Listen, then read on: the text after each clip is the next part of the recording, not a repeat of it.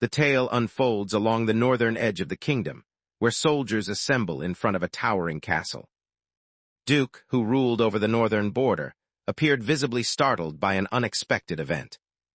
He found himself startled by the sight of a massive swarm of terrifying undead drawing near. This chilling legion was formed from a strange assortment of monstrous beings. He notices that a vast crowd of opponents is approaching, and a deadly, toxic mist is rolling in behind them. Without warning, a soldier cried out urgently, trying to catch the Duke's attention and pointing frantically toward a specific area.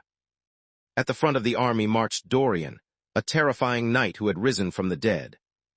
His power was unmatched, making it impossible for even a group of 10 of the kingdom's finest knights to defeat him. The panicked soldier believed their defeat was inevitable and urgently recommended that they withdraw at once. The Duke declined the suggestion, reasoning that with the northern wall already breached, the fate of the nation was sealed. He began to shout about an impending fight, but before he could finish, an unexpected interruption silenced him. A lone rider surged forward on horseback, racing fearlessly toward the awaiting army. The soldier tries to figure out the identity of the reckless individual rushing ahead without any regard for safety.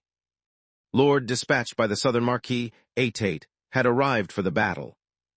Rox, the main character, his daggers as he braced himself for an upcoming battle. Despite this, his challenger was Durian, and no one believed he stood a chance. Many believed that simple daggers stood no chance of injuring the undead knight. In their minds, defeating Deering with the daggers seemed like an unattainable goal. Despite the odds, the protagonist lunged ahead and struck Durian with such force that Durian was hurled through the air. The crowd watched in shock as the undead knight began to dissolve, his form melting away in the aftermath of the assault. Curiosity fills the crowd as Urine confidently stands out in the midst of the disorder. The undead pierced by the daggers collapsed motionless to the floor. The creature's form began to melt away, consumed by violet fire until it disappeared completely. With just one strike, he defeated all his opponents, leaving everyone questioning whether he might be some kind of saint. Upon hearing the statement, the protagonist responds with a sarcastic chuckle, clearly thinking the notion is absurd. The real source of his power lies elsewhere, and just then, a system window suddenly pops up. He collected knowledge from every monster he overcame, drawing their toxins into his own body. 6 months earlier, the events that set everything in motion started to unfold. The main character jolts awake, bewilderment clouding his mind as he struggles to recognize his surroundings. He suddenly realized he was in an elegant room, and the unexpected sound of someone addressing him as young master made him jump in surprise. The unexpected turn of events leaves the young man utterly stunned. Standing before him was a striking woman with flowing white hair, carrying both a set of clothes and a gleaming sword. The woman inquired about his well-being, but uncertainty left him at a loss for words. Noticing his condition, she decided to summon a priest and began to walk out of the room. He extends his hand toward her, attempting to prevent her from exiting the room. He had been about to speak, yet the woman walked away without noticing him. He rises from the bed by himself, his mind full of questions about his mysterious location. Without warning, he notices something unusual and swiftly jerks his head to the side to get a better look. He glanced into the mirror and was shocked to find a plump boy staring back at him. Overwhelmed by hopelessness, he questioned the disappearance of his former self and tried to understand why he had transformed into a young child. Confusion clouded his mind as he struggled to grasp the situation, questioning whether everything unfolding around him might simply be a figment of his imagination. The boy considers drifting back to sleep, hoping that when he wakes up, this chaos will have disappeared. Just then, an elderly gentleman accompanied by a man with a thick beard stepped into the room, addressing him respectfully as the young master. The bearded man's face twisted with anger as the elderly man gently grasped the protagonist's hand, carefully inspecting it. The man's eyes blazed with anger as he denounced the other as a shame to their family, his voice rising as he declared that the other had finally come to his senses. The boy feels a surge of fear as the intimidating old man approaches, while another man steps in, attempting to ease the tension between them. Despite the situation, the man with the beard let out an irritated sigh, folded his arms across his chest, and seemed to ignore everything happening around him. The elderly man observes that, despite losing consciousness, the boy has escaped serious injury and appears to be mentally sound. The bearded man glanced over his shoulder, expressing relief that the majority of the wounds had already mended. Before long, he shouted that things would be easier if the boy were no longer around, which left the child puzzled and unsure of what to think. The man insisted that the protagonist had wronged his, but the protagonist was completely confused and couldn't understand what the accusation was about. He went on with his lecture, pointing out that the boy, now 19, should start acting more mature. While his younger brother had already discovered his aura, he himself seemed only to grow larger with each passing day. Hearing the name immediately grabs the protagonist's focus, filling him with shock and disbelief.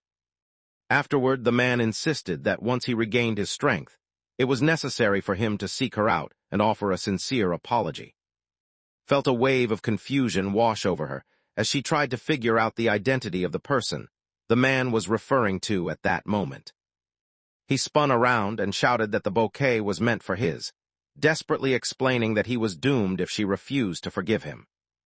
Hearing the name, the protagonist recognizes it and, gripped by fear, gives a hesitant nod.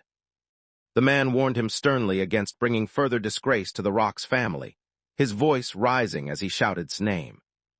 Upon hearing that name, the boy froze in disbelief, his body suddenly trembling as cold sweat began to form on his skin. He stared in shock, questioning whether he had truly become nothing more than a pile of urine-soaked stones. He glances at the man with the beard, and in that moment, recognition dawns on him as he understands the bearded man's true identity. The boy realizes the man is Marquis Rox, a recognition that causes the man's temper to flare. The Marquis seethed with anger, feeling deeply insulted by the disrespectful way his name had been spoken. Acting on impulse, the father delivers a forceful blow to his son's face, punishing him for his boldness. The force of the hit is so powerful that it warps the boy's features beyond recognition. The Marquis, consumed by fury, sent him soaring across the room as the rest frantically attempted to soothe the noble's wrath. Spread out across the floor, he struggles to grasp the reality of the situation unfolding around him. The protagonist clings to the hope that everything happening is nothing more than a terrible nightmare. Without warning, he jolts awake in his bed, breathing heavily, and once again catches sight of the mysterious woman with white hair. A chill ran down his spine as he questioned why this nightmare continued to trap him, refusing to let him wake. The woman with white hair walks over to see if he has woken up at last. The boy noticed who she was and addressed her as Erin, which caught her off guard and made her feel a little startled. Erin introduced herself, and the protagonist could hardly believe that it was truly her standing there. Overwhelmed by hopelessness, he clutches his head as the woman observes with a puzzled expression. He wonders aloud whether his presence in this place is due to having overpowered him and causing him to lose consciousness. Erin cast an odd glance in his direction and began to explain that it wasn't exactly what he meant. The boy observes her unusually polite manner of speaking, which makes him start to feel uneasy and doubtful. He chose to disregard the situation and repeated his question, wanting to know if had been the one to knock him out. She responded by assuring him that this was true. She recounts how he assaulted Miss, and how she fought back, overpowering him until he lost consciousness. The boy collapses onto the bed, overwhelmed by disbelief at the news he has just received. As the situation dawns on him, a wave of panic surges through his mind, making it clear that he's gotten himself into serious trouble.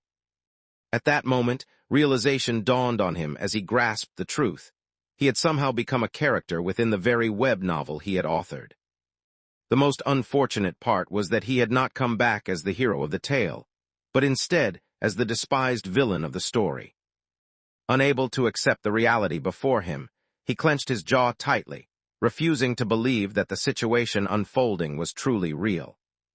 Refers to him as young master, yet he finds it hard to believe that this could be true. In a moment of desperation, he protests loudly, insisting that what is happening belongs in a novel, not a webtoon. The woman with white hair looks utterly bewildered, unable to grasp the meaning behind his words. As he comes to the shocking realization that he has transformed into urine rocks, tears begin to flow down his cheeks. The character lacked any notable skills, avoided practice altogether, and spent his days in idleness. He relied on his family's reputation to obtain anything he desired. Within the original tale, he ends up losing his to the actual main character. Blinded by his fury, he launched himself at the hero, only to be swiftly overpowered and utterly defeated. The battle ends almost instantly, leaving him no time to respond to anything his rival does. Ultimately, his journey concludes with a miserable demise in an obscure, shadowy alley somewhere within the city. In the present moment, he finds himself questioning his chances of survival in this strange, fantastical world. Despite the situation, he recalls that he holds a unique edge since he is aware of the items the protagonist possesses. Fueled by determination to alter his destiny, he sprang from his bed, knowing he had to get ready without delay. Despite his efforts to move, the weight of his body became a hindrance, causing him to stumble and almost collapse onto the floor. Eren reached out to assist the boy to his feet, concern etched on his face as he checked if the boy was all right. However, the boy shook his head, making it clear that he was far from feeling okay. A sudden realization swept over him, his eyes growing wide with confusion as he struggled to make sense of what he had just witnessed. Eren reprimanded him, insisting that he needed to rest instead of overexerting himself.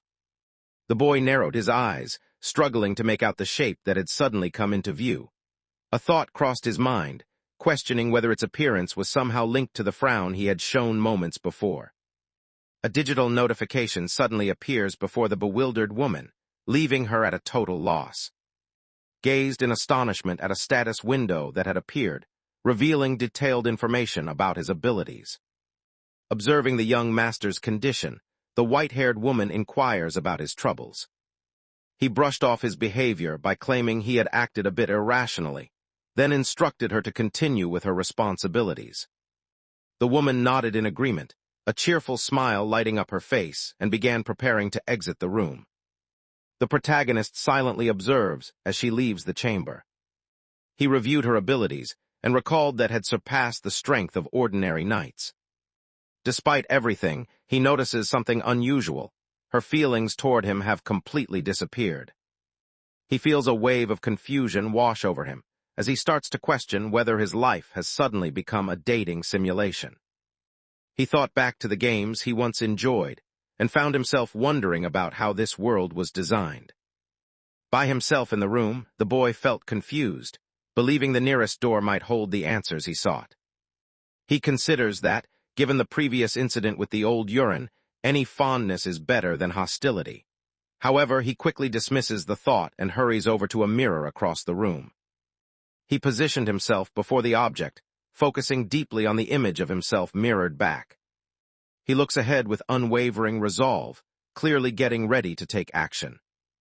Much to his astonishment, a status window materialized in front of him, displaying his information. The display revealed that he suffered from severe obesity, possessed the unique ability known as Creator's Eye, and had access to the sealed poison arts. At that moment, his attention is drawn to a particular skill, and he concentrates on mastering it. He realized the technique was familiar, recalling that he had once seen it in a webtoon he had enjoyed. In his previous life, he found himself captivated by the heroine of the tale, drawn to her remarkable beauty. That character excelled in martial arts that focused on the use of poisons and concealed weapons. The boy looks around, puzzled by the strange combination of things in this world, but after a moment, a new thought begins to form in his mind. He comes to understand that mastering this martial art might be his only hope for survival. The technique originated from a Sichuan family renowned for their expertise in crafting poisons and carrying out assassinations. He found it odd that a Chinese clan existed in a land filled with knights and magic, yet a sly grin crossed his face as he considered the possibility of mastering this ability for his own use. At the same time, the Marquis was in a separate chamber, engaged in a conversation with a figure of significance. He waited intently, his face set in a grave expression, clearly anxious for any update about his son. He inquired about status, and Aaron let him know that had already woken up earlier. The father inquired about his son's condition, and the woman responded that the boy still appeared unwell. She observes that he struggled to rise, his movements unsteady and his body appearing frail. The Marquis grew somewhat irritated after hearing the priest downplay the seriousness of the injuries. He then inquired whether she had observed any unusual behavior in the young master. Aaron admits that, under usual circumstances, being told to apologize would have made him lose his temper. The father feels certain that his own character remains the same, convinced he is simply in a state of confusion. In his mind, he expects that by tomorrow, we'll be busy coming up with a plan to get back at. The Marquis released a derisive chuckle and pivoted away from the woman, deliberately showing her his back. He explains that, as the boy's own father, he has already lost hope in his son, and he wonders aloud what makes her continue to have faith in him. The man, feeling a sense of regret for her situation, silently wishes he had allowed her to pursue the life of a knight. He reflects on how difficult things must be for her, while the woman makes an attempt to respond. Noticed a change in the young master's demeanor that day, sensing something unusual about him. The setting moves to the exterior of the mansion, where someone wonders aloud about his next move. Expressed his desire to work out, and requested that Aaron escort him to the training grounds. The woman with white hair stared in disbelief, surprised by the boy's eagerness to begin training immediately. In response, the boy affirmed his intention with a nod and wondered aloud if his request posed any issues. He believes his creator's eye grants him the ability to view stats, yet he remains uncertain about the method to activate the art. While he continued walking, he made up his mind to start training, hoping it would help him become stronger. Despite his best efforts, the sheer size of the mansion's garden quickly wore him out, leaving him tired from having walked such a long distance. He recalls that whenever he attempts to practice in his bedroom, he just ends up feeling sleepy and tempted to crawl back under the covers. As the group moved past a few servants, the workers offered anxious greetings, their faces showing clear signs of fear. The main character observes that each servant he encounters responds in an identical manner. The maid's status window revealed that she did not feel positively toward him. After that, a butler makes an entrance, and the sense of discomfort in the room intensifies even more. Multiple new windows appeared on the screen, each one revealing that all the others in the group felt either strong dislike or outright hatred toward him. He realizes he cannot fault them, since the former version of had been thoroughly unpleasant. Feeling exhausted from the long walk, he halts, and struggling to catch his breath, wonders aloud whether they have finally arrived. Aaron informed the group that they were close to their destination, clarifying that this location served as the third training ground. As the group neared the entrance, a white-haired man emerged before them. Without warning, his affinity appeared, clearly intent on eliminating the boy. The status window displayed information identifying the man as, who held the title of swordsman. The man spun on his heel, and with a mocking edge to his voice, addressed him as young master. Wearing a menacing grin, he inquires about the reason for the other's visit to the training grounds. The protagonist's eyes widen in disbelief as he realizes that the person before him is named. Responds with a gentle smile, expressing that he feels honored the young master still recalls who he is. The boy's eyes darted to the man's sword, anxiety tightening his chest, and he nodded in hesitant agreement, his words faltering as he spoke. He then leans toward Aaron and quietly murmurs a few words into her ear. Wondered aloud whether there had been any past events between him and the other man. The woman wondered aloud whether he had forgotten, but the main character simply shook his head to indicate he had not. Years earlier, she explained, the mark had compelled him to undergo harsh training and had summoned.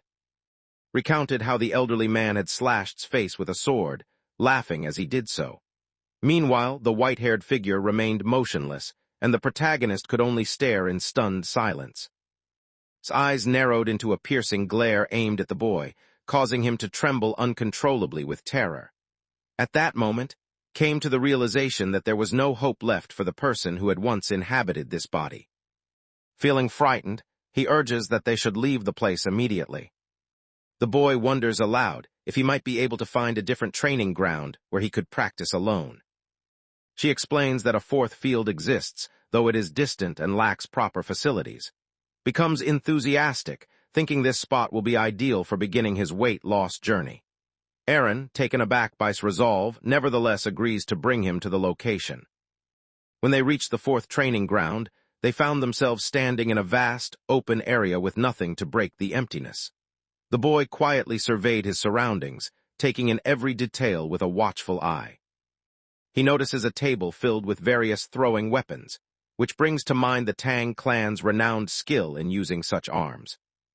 A spark of inspiration lit up the boy's face, his eyes narrowing with concentration. Considering a new option, he extended his hand and grasped one of the daggers nearby. The view widened, revealing the immense train and the stretching landscape as he prepared himself for what was to come. Wooden targets stood in the background, set up as practice stations for anyone wanting to improve their skill with throwing weapons. The main character reaches for a dagger, gripping it tightly before getting ready to hurl it forward. Summoning every ounce of his strength, he hurls the weapon at the wooden target. The dagger soared swiftly across the air, its trajectory wavering just a bit as it traveled. The object veered far from its intended mark and landed feebly on the ground. His expression remained unreadable as he wondered if the skill had truly activated so easily. Feeling awkward, he glanced at Aaron, who stood nearby with her arms folded, observing him closely. Attempting to mask his embarrassment, he let out a nervous laugh and pretended it was all a joke.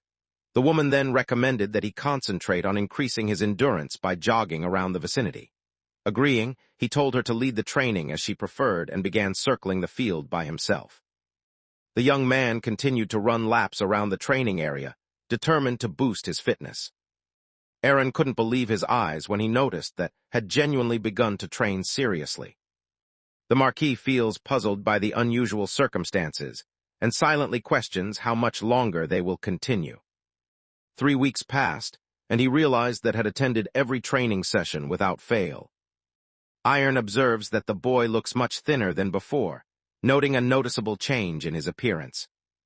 The father beamed with pride, expressing his admiration for his son in a way that suggested unwavering confidence in him all along.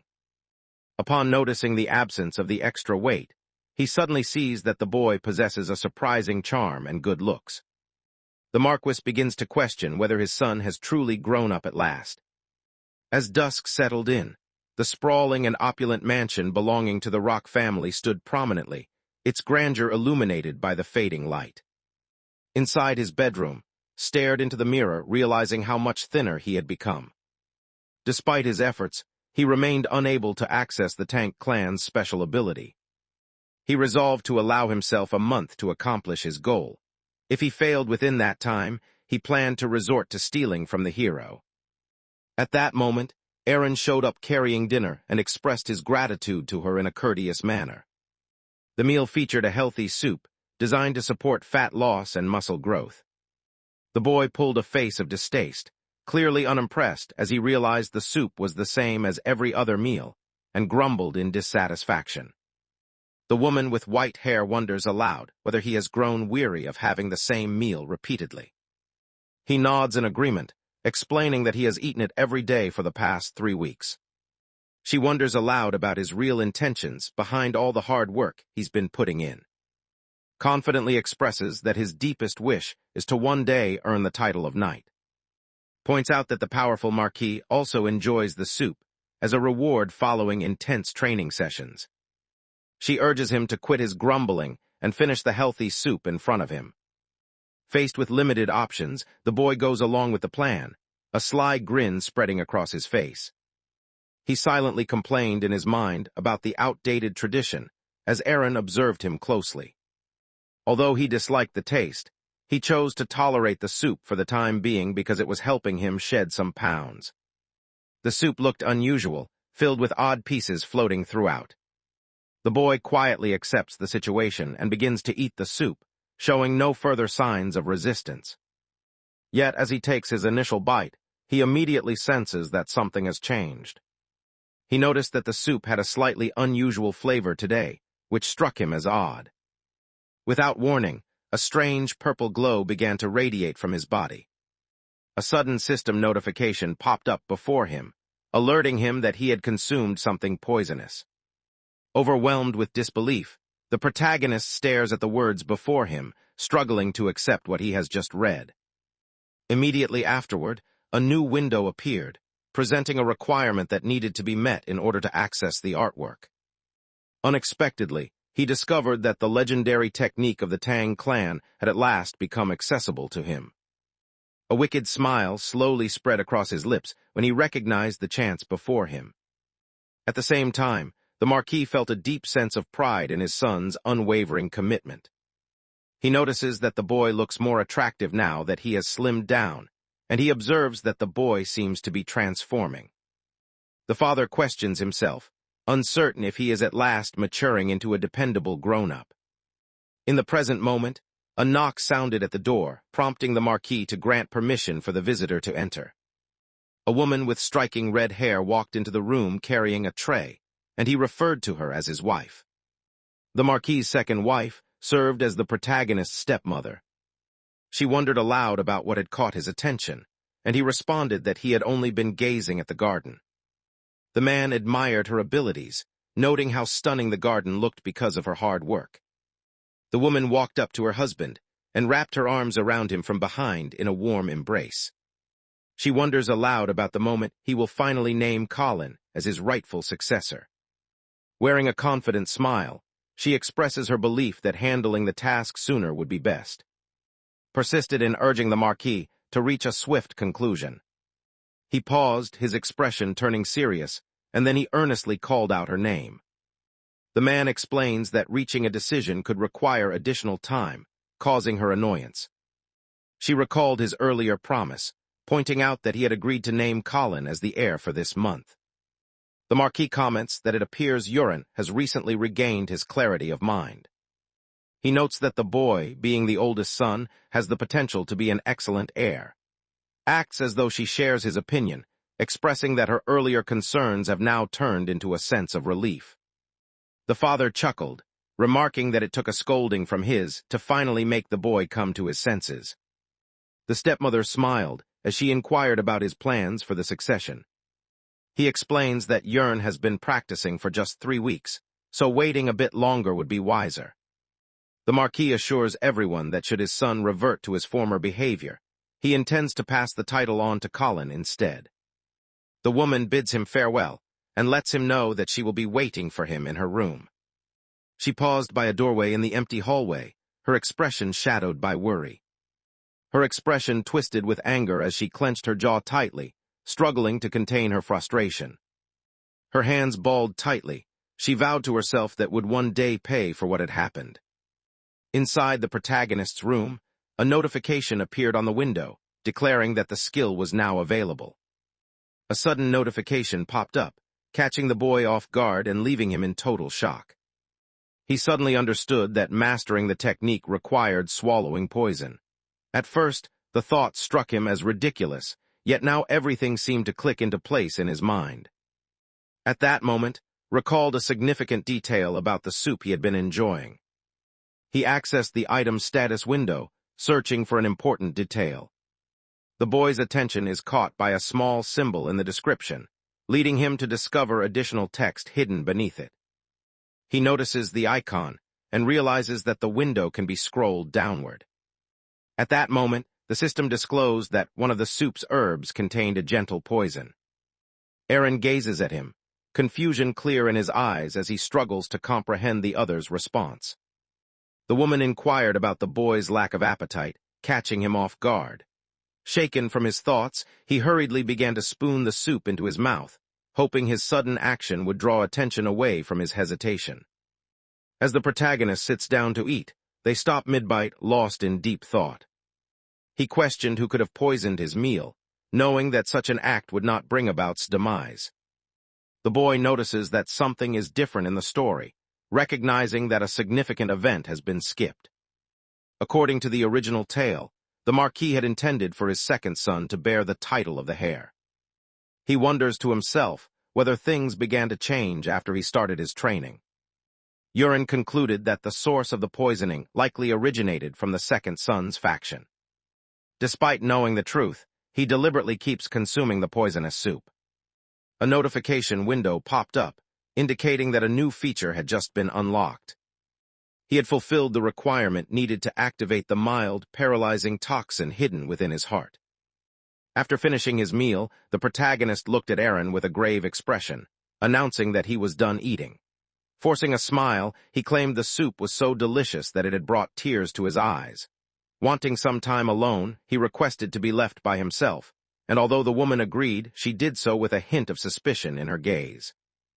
Eren bid farewell before exiting the room, as the protagonist sent her off with a wave. The moment she stepped away, the boy's expression shifted, becoming much more intense and focused. Isolated within the rune, he readies himself to uncover the potential of his newfound power. He called out, causing the Tang clan's status window to appear before him so he could examine its information. According to his stats, he remained overweight, but there was now an added indication that he had been poisoned. The boy admired the system's interface, noting how intelligent and comprehensive it appeared to him. He realizes that by concentrating on one area, additional details become visible to him. The ability is separated into three main types: poison techniques, concealed weaponry, and martial arts skills. With intense curiosity, he turns his attention first to the section labeled for poisons. A display materialized, revealing an assortment of poisons alongside their corresponding strength ratings. He admired the long list and scrolled all the way down to view every item. The last and most powerful poison reached level 30 and bore the name Supreme Invisible Poison. He realizes that unlocking each poison is necessary before he can obtain the most powerful one. In order to access even the simplest poison, he requires mastery of an internal technique. It was logical, given that members of the Tang clan relied on their inner strength to control and utilize various toxins. Suddenly, a window popped up, displaying 4 different techniques that could be selected. As someone who loved wuxia stories, he found the decision simple, and a confident smile spread across his face. The dark poison technique specialized in the use of toxins, its strength vividly depicted in an accompanying illustration. In contrast, the thunder needle technique emphasized concealed weaponry, appearing to possess significant power. At the same time, the divine energy of 10,000 poisons granted proficiency in both disciplines, offering mastery over poison and hidden weapons alike. The system accepted his decision, and a shimmering golden glow surrounded the main character. A fierce light sparkled in his eyes as the energy of the new technique surged through him. He felt a sense of awe, realizing that the technique's guiding principles had become deeply embedded in his memory. He grinned with excitement, choosing right away to set the energy within his body into motion. The boy removes his shirt and readies himself to start his meditation practice. Seated on the edge of the bed, he focused intently, and a subtle glow of energy started to surround him. An unfamiliar sensation traveled through his body, and he came to understand that this was his key awakening. The boy carefully channels the energy along the pathways within his body, gathering it in his core. Throughout the night, he remains deep in meditation within his room, causing the hours to slip by swiftly. As dawn breaks, sunlight spills across the grand mansion, bathing it in a warm, golden glow. The person sat motionless on the bed, lost in deep meditation. As his eyes fluttered open, he was filled with an exhilarating sense of energy, the result of an entire night spent training without a moment's rest. After finishing his meditation, the boy notices that any trace of fatigue has vanished. Instead, a surge of vitality courses through him, leaving his body refreshed and invigorated. With heightened awareness, he senses the movement of swirling gently in the space around him. He can sense the exact number of birds perched outside the window, without needing to glance their way. The protagonist experiences a comforting warmth and strength radiating through him as he dances. Wearing a self-assured grin, he readies himself to experiment with his ki in a way he hasn't tried before.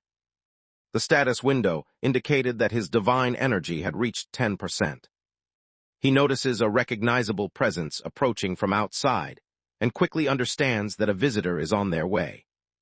The bedroom door creaked open, gradually exposing the figure waiting outside.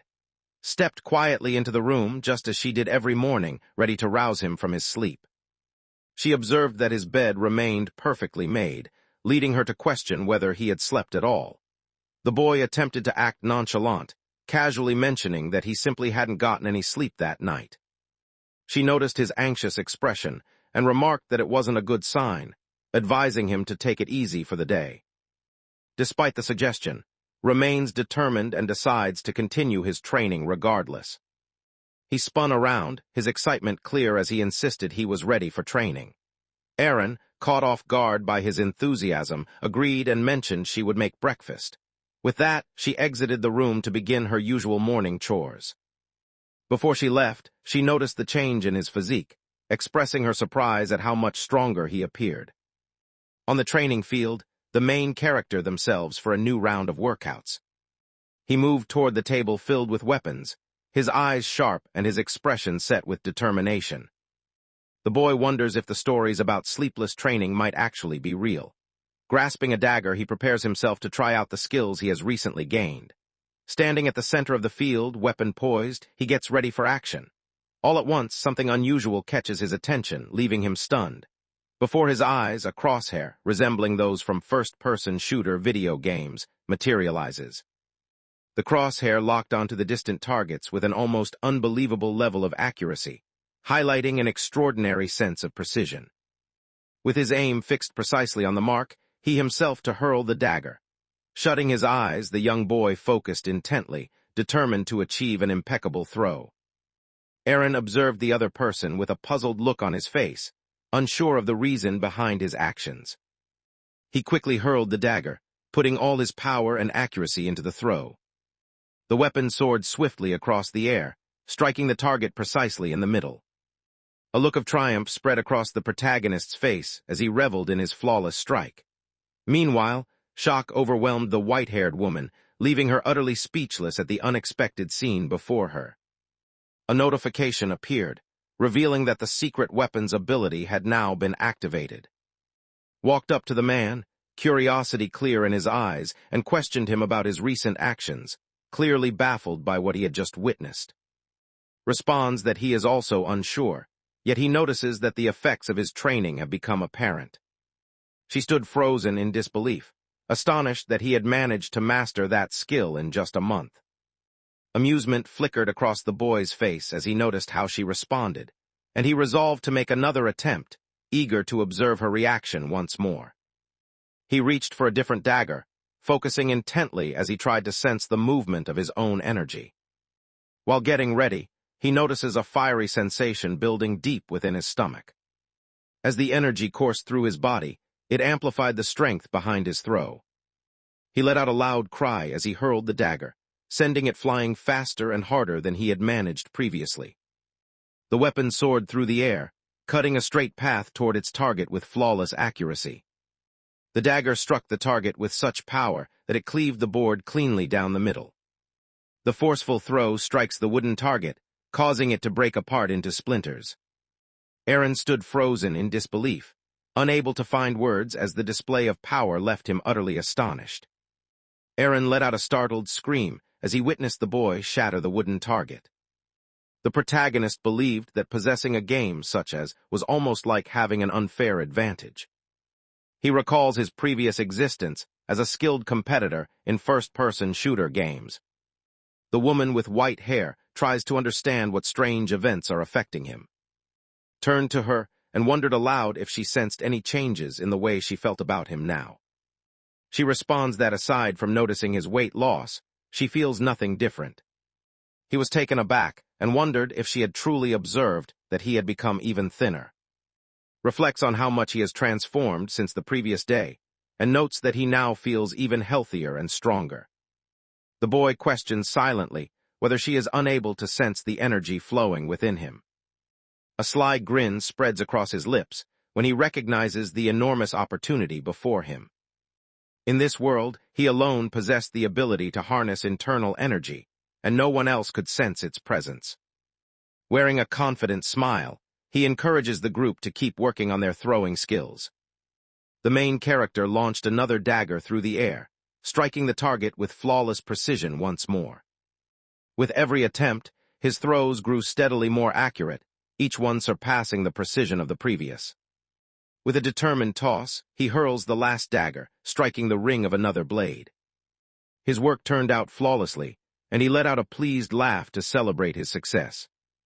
Watched in admiration, and expressed a desire to attempt throwing a dagger himself. Driven by curiosity, the main character accepts the suggestion and passes one of the weapons over to her. The woman picks up the dagger and gets ready to take her turn at throwing it. Letting out a fierce cry, she hurls the weapon forward, channeling every ounce of her power and expertise into the throw.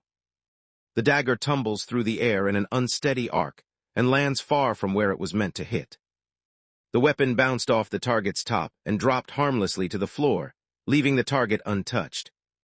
The protagonist teased her about lacking a certain skill, but then a sudden realization struck him, causing his expression to shift to one of surprise.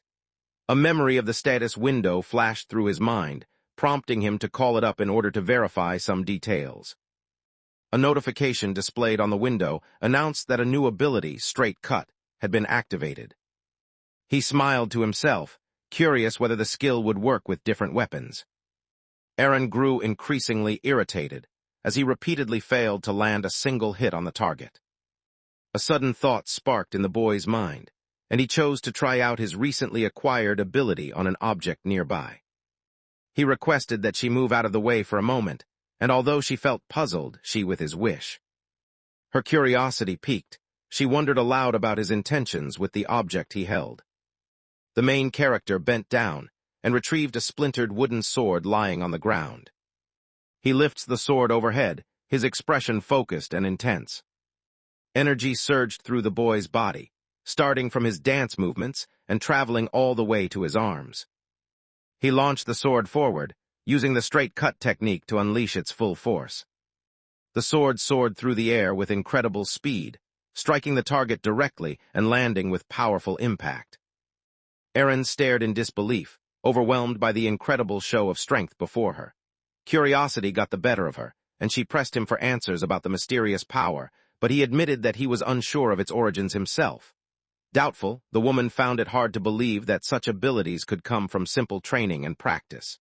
Sensing her suspicion, the protagonist confronted her, revealing that he was aware she had been observing him secretly. He requested that she keep what she had witnessed to herself, which left her visibly puzzled. Attempting to protest, the woman was silenced by his stern expression. He reassured her that he was still experimenting and promised to clarify everything in due time. Reluctantly, Eren agreed to remain silent. As the sun set, the servants finished their tasks for the day and prepared to leave for their homes. Among them, a man called parted from his co-workers, a cheerful smile lighting up his face as he offered his farewells. He moved silently through the mansion's courtyards, his presence shrouded in secrecy. Unaware that someone observed him from afar, he carried on without hesitation.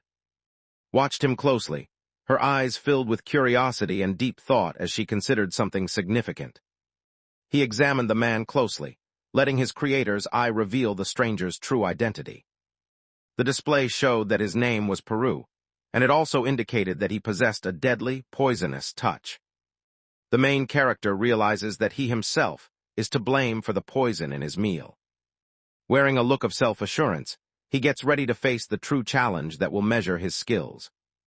A bright yellow arrow formed in his grasp, its tip aimed squarely at the intended mark. Made up his mind to unleash his paralyzing poison in an attempt to stop the mysterious man. He quickly sends a stream of poison forward, its form twisting into that of a vivid green snake. A stream of green energy shot in Peru's direction, but Peru remained unaware and kept walking forward. Without warning, the man halts in his tracks as an unusual sensation spreads through his body. He clutched his chest as a sharp pain surged through him, leaving his body frozen and helpless while tears welled up in his eyes. In a surge of desperation, he suddenly discovers his body is paralyzed, and sheer panic washes over him. The protagonist grinned triumphantly, clearly pleased with the outcome of his strike. A timer appears on the window, revealing how long the poison will last, and he understands he has only 1 hour left. Acting quickly, he lifts the immobilized man and moves him to safety. As darkness settled in, the bright glow of a full moon cast its light across the grand mansion. Inside a shadowy storeroom, Prue gradually becomes aware of his surroundings. He attempts to rise, but his body remains frail, and confusion clouds his mind as he struggles to make sense of what has happened. Emerged from the glow of a lantern, watching closely to see if the other person was beginning to regain awareness. Fear gripped the man as he realized the young master was standing directly before him. A sly grin spread across the protagonist's face as they warned him to respond correctly. He walked toward the man, getting ready to start questioning him. Instructs that a single blink would mean yes, while 2 blinks would indicate no. The boy questioned whether the man had grasped the rules, causing the man to look back at him in fear. Peru blinked his eyes, signaling that he understood the instructions he had been given. The protagonist hesitated for a moment before questioning whether he had been responsible for poisoning his own soup. The man stands motionless, his expression frozen in terror as his eyes widen. He blinked once, signaling with that small gesture that he had indeed been the one behind the poisoning. Pressed on with his questioning, demanding to know which type of poison had been mixed into the meal. He wondered aloud whether the hang-yang herb was involved, leaving the other man visibly stunned by the inquiry. Peru blinked once, silently acknowledging that the young master's guess about the herb was correct. The boy, wearing a look of contentment, gets ready to tackle the upcoming question. The protagonist turned to the others, questioning who had given the order for the poisoning, and directed a sharp accusation toward. With a focused expression, he fixes his gaze on the man, anticipation clear in his eyes as he waits for the response. Peru's eyes fluttered in disbelief as he quickly shook his head, silently insisting that Kano had not given the command. Brandished a dagger, leveling it at him in a clear warning, making it unmistakable that dishonesty would not be tolerated a second time. With the weapon pressed against the man's throat, he issued a warning, claiming that he would know if the man attempted to deceive him. He asked the same question again, his eyes fixed on the other person with an intense, intimidating look. Peru stands frozen for a few seconds, his face revealing unmistakable fear. The man blinks twice, silently rejecting the accusation yet again. Feeling perplexed, the boy questions who else it might be if it isn't his stepmother. He recognizes the man's honesty, prompting him to reflect deeply on the situation. The main character chooses to set the question aside for now, turning his attention back to the plan he needs to carry out. Against Peru's wishes, he compelled him to ingest an unknown pill. After gulping down the pill, fear washed over the man as he realized what he had done. Soon, unfamiliar sensations surged through his body, signaling that the pill had begun to work in unexpected ways.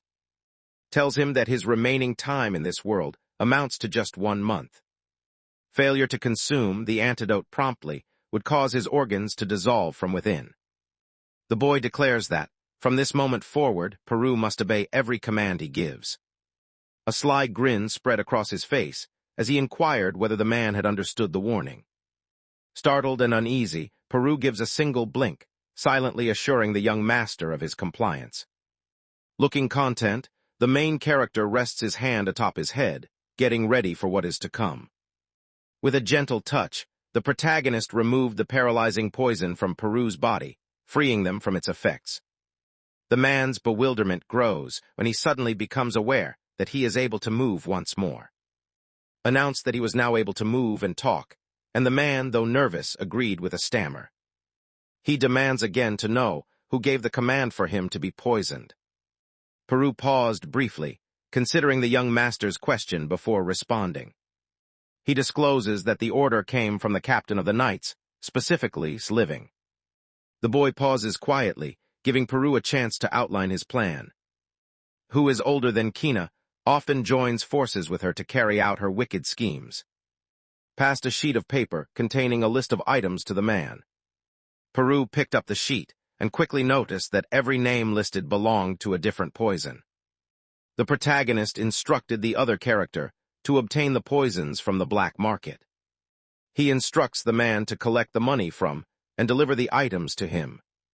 Peru, puzzled by the situation, wonders about the reason behind the young master's need for such a large collection of poisons. The Urine rebukes him sharply, making it clear that he was not allowed to ask any questions without permission. The boy delivered a sharp slap to the other's head, making it clear that he expected obedience. Wearing a contented grin, he instructed the man to depart and carry out the assigned task. Before departing, Peru pauses and glances back, uncertainty still lingering in his thoughts. With a sly grin, delivered a final command to him. The man stands frozen in disbelief as he processes the young master's unexpected command. Bathed in the glow of the full moon, the protagonist erupted into a sinister fit of laughter. Inside his room, the protagonist quietly reveled in his recent achievement, feeling a surge of pride in the strength he had gained through martial arts. He explains that the tablet he handed to Peru was nothing more than some dried leaves rolled together. The boy understands that he must quickly become skilled in the Tang clan's martial techniques. In the tale he penned, he warned that something dreadful was on the horizon. The next evening, Peru approached the young master's room and gently rapped on his door, hoping to pay him a visit. He walked in and showed that he had brought along the poisonous herbs he already possessed. Examined the assortment of herbs spread across the table, his face full of curiosity. The protagonist identified two of them as an wood-veined leaf. Peru stared in disbelief, amazed that he could identify such uncommon poisons just by looking at them. A smug grin spread across the boy's face as he confidently dismissed the challenge, making it clear that such a task was effortless for him. He grew curious about Peru's choice to carry poisons other than and questioned the reasoning behind it. The man clarified that its effects were slow to appear and could sometimes be counteracted. Urine realized that mixing different toxins not only increased their potency, but also made them more difficult to identify. He wonders where the man gained such extensive knowledge about poisons and how different toxins interact with each other. Peru disclosed that he had been sold to the living family, where he underwent training to become an expert in poisons. He claimed to have been born into a family with 20 children, yet he was the sole survivor. The protagonist noticed that the man harbored resentment toward the family and spotted a chance to use this to his advantage. Smiling, he complimented Peru's efforts and then instructed him to go home for the day. The man expressed his gratitude, bade farewell, and hoped the young master would have a pleasant night. In the solitude of his room, himself to start practicing with the dangerous poisons. A display revealed that his divide energy remained at the first stage, currently filled to just 20%. With a resolute expression, he reached out and seized the poisonous herbs. The boy quickly consumes every herb in one go, hoping it will make him stronger. The system displayed notifications verifying that the poisons had entered his body and were being absorbed. Now that he was saturated with toxins, he settled into meditation, determined to advance to the second stage. Throughout the night, he remains fully absorbed in his rigorous training, the hours slipping away unnoticed. The door to the bedroom creaked open with deliberate slowness as someone stepped inside to rouse the boy from sleep. It was Aaron, arriving with the intention of summoning him for another day devoted to training. However, as soon as she crossed the threshold, astonishment swept over her at the sight before her. Sat cross-legged on his bed, deep in meditation, but what truly stunned her was the remarkable transformation in his body. Overnight, he had developed prominent muscles and a well-defined frame that rendered her completely speechless. Status windows revealed that he had advanced to level 2 and gained new abilities. After a night marked by transformation, the protagonist's eyes flickered open, his face lit up with a self-assured grin. Aaron tried to find out what had occurred, yet the boy offered no reply and simply gazed at her without a word. Out of nowhere, a terrible odor reached her, forcing her to clamp her hand over her nose. A foul purple mist seeps out from the boy, causing the woman to feel sick to her stomach. He awkwardly rubs the back of his head, attempting to clarify the circumstances for her. The main character explained that whenever someone gains a new level, their body naturally gets rid of waste. He offered to open the window for her, but the woman quickly declined. Fear flashed across her face as she pleaded with him not to, worried that it would only intensify the unpleasant odor. Feeling a wave of revulsion, she demands that he clean himself at once, and he reluctantly nods in agreement, embarrassment clear on his face. As the day progressed, he strolled alongside Eren through the expansive courtyards surrounding the grand mansion. The main character moved quietly through the room, unaware that the woman's eyes followed him, filled with wonder and interest. Wearing a self-assured grin, he prepares himself to put his newfound skills to the test. A status window appeared, indicating that he was in the process of mastering the footwork technique. He felt a surge of excitement at the chance to master a skill found only in the legendary tales of wuxia novels. The boy hesitantly attempted to copy the motions of the technique, his actions stiff and uncertain. Eren caught his attention, causing him to halt abruptly, his face clouded with confusion. She questioned his unsteady gait, wondering aloud if he was all right. Responded with a laugh, insisting he felt fine and gently urging her to ease her worried look. He kept walking in an odd manner, while Eren observed him with a worried expression. The woman wonders aloud whether he truly feels comfortable with how things are. She wondered aloud whether he truly planned to visit the first training ground that day. Reassured her, confirming his intentions and insisting that all was well, leaving no reason for concern. He mentions his curiosity about observing the training routines of the other knights at that location. The boy observed that they were nearing their goal and gestured in the direction of the place they needed to reach. The knights gathered on the training field, their swords flashing as they practiced their techniques. With remarkable strength and expertise, they raised their voices and wielded their swords in powerful arcs. The knight displayed unwavering energy and commitment with each action taken. Without warning, a pair among the group came to a halt as their attention was drawn to an individual moving closer. The group notices Eren, identifying him as the attendant of the young lord, and their curiosity turns to the unfamiliar boy accompanying him. The protagonist moves through the scene, radiating confidence and drawing attention with their striking appearance.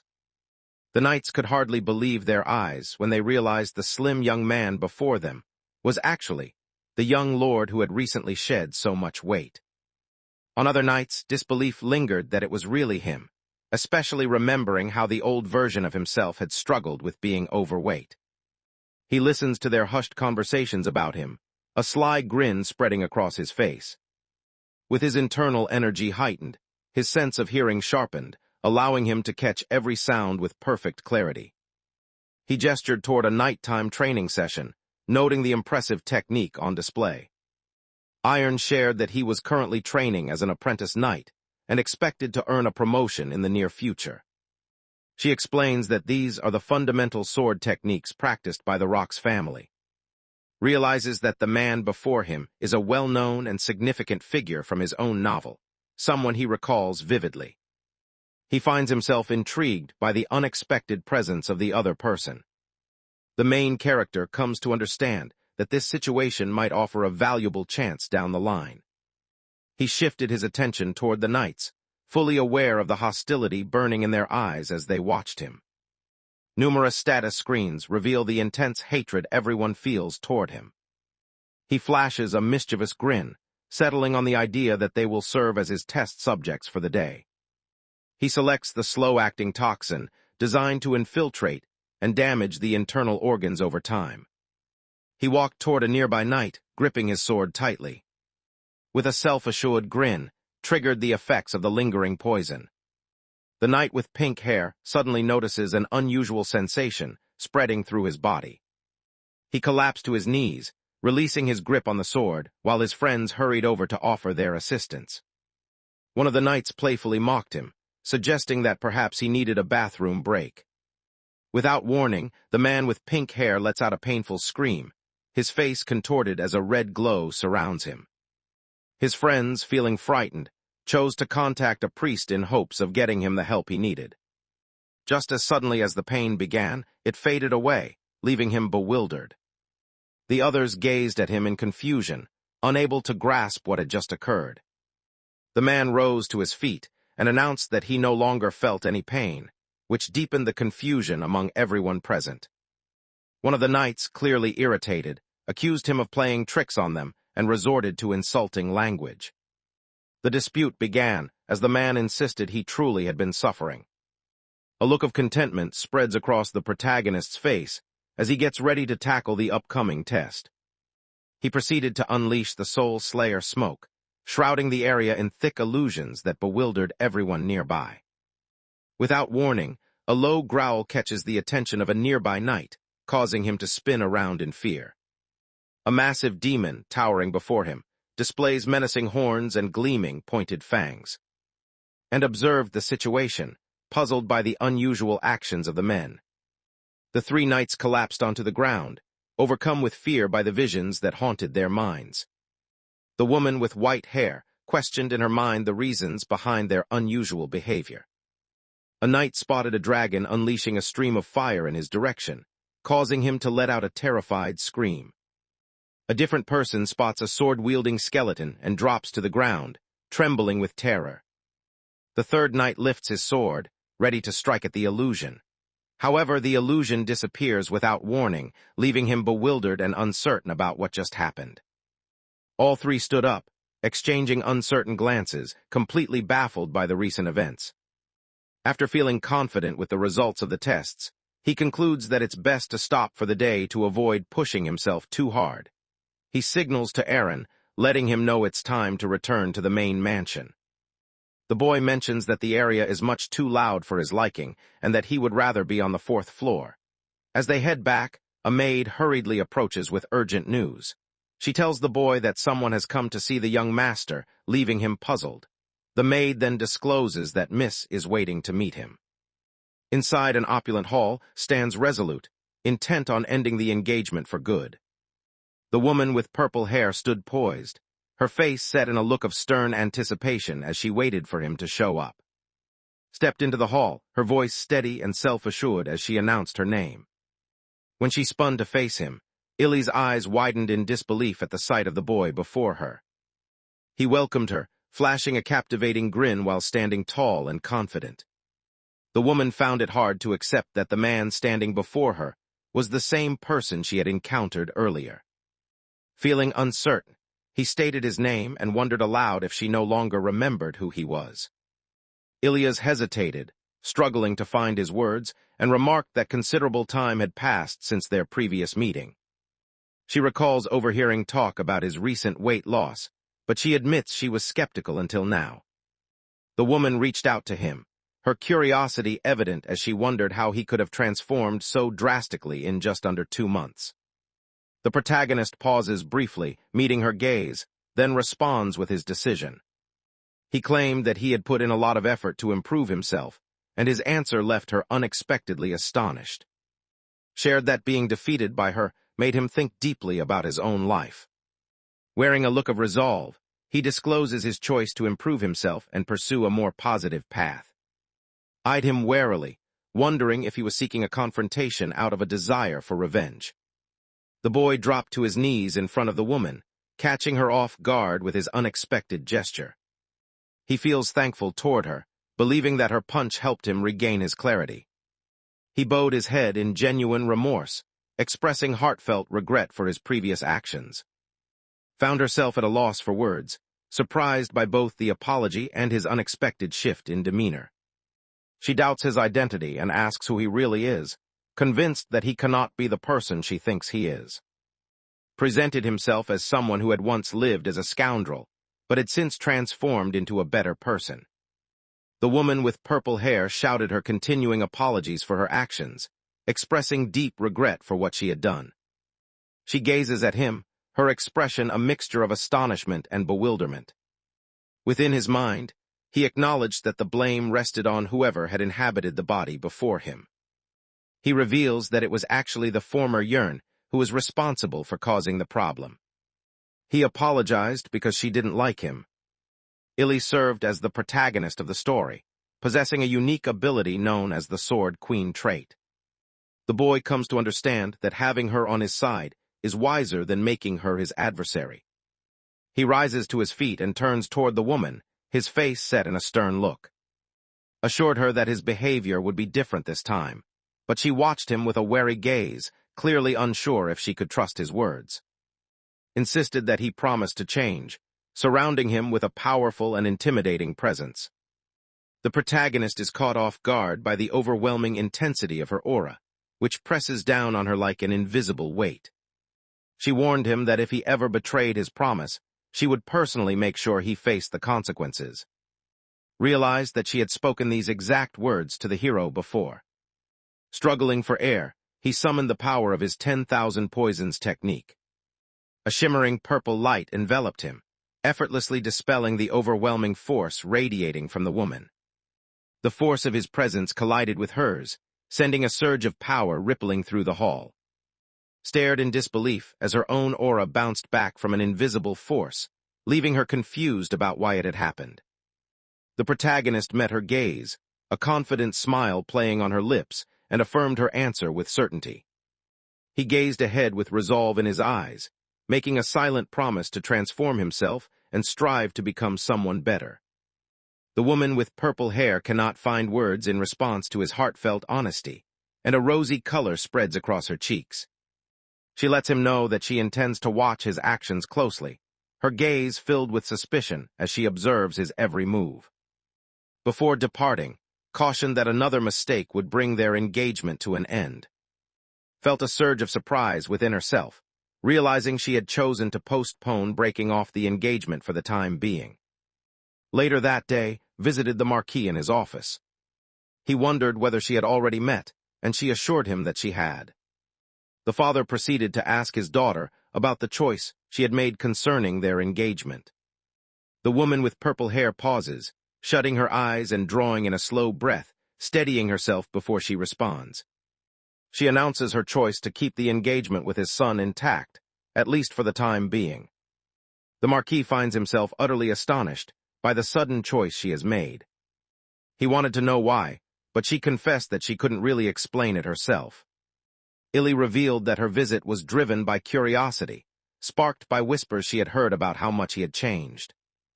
The woman anticipated encountering the gentle, familiar scent of urine she remembered from her youth. Instead, she encountered someone entirely unexpected and chose to see where things might lead with him. The Marquis stood in stunned silence while affirmed her choice with unwavering seriousness.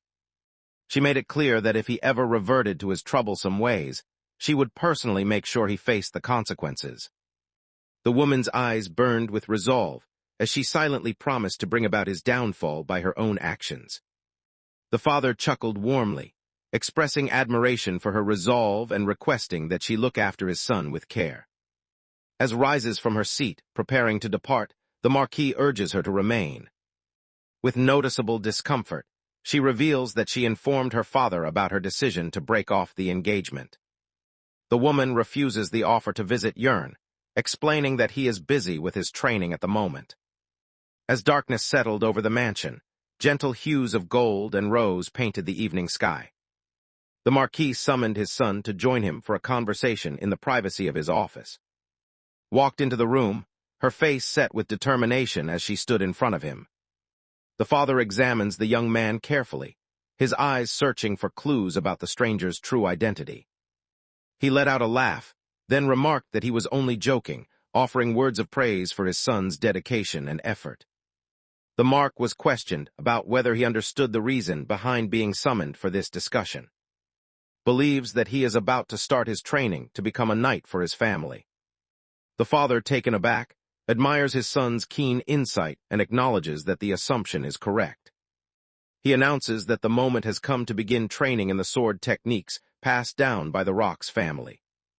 The boy spoke up, requesting a chance to express his thoughts, cutting off the conversation.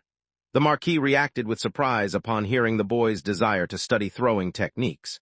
Stood firm, making it clear that this decision was his own, and met his father's gaze with unwavering resolve. The man refused the request, explaining that the skill was meant only for those with dishonest intentions. He clarifies that daggers are unable to penetrate the protective armor worn by knights.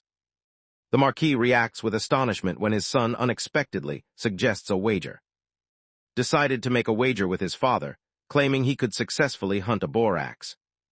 The man criticizes himself, believing his persistence serves no purpose and amounts to nothing more than pointless obstinacy.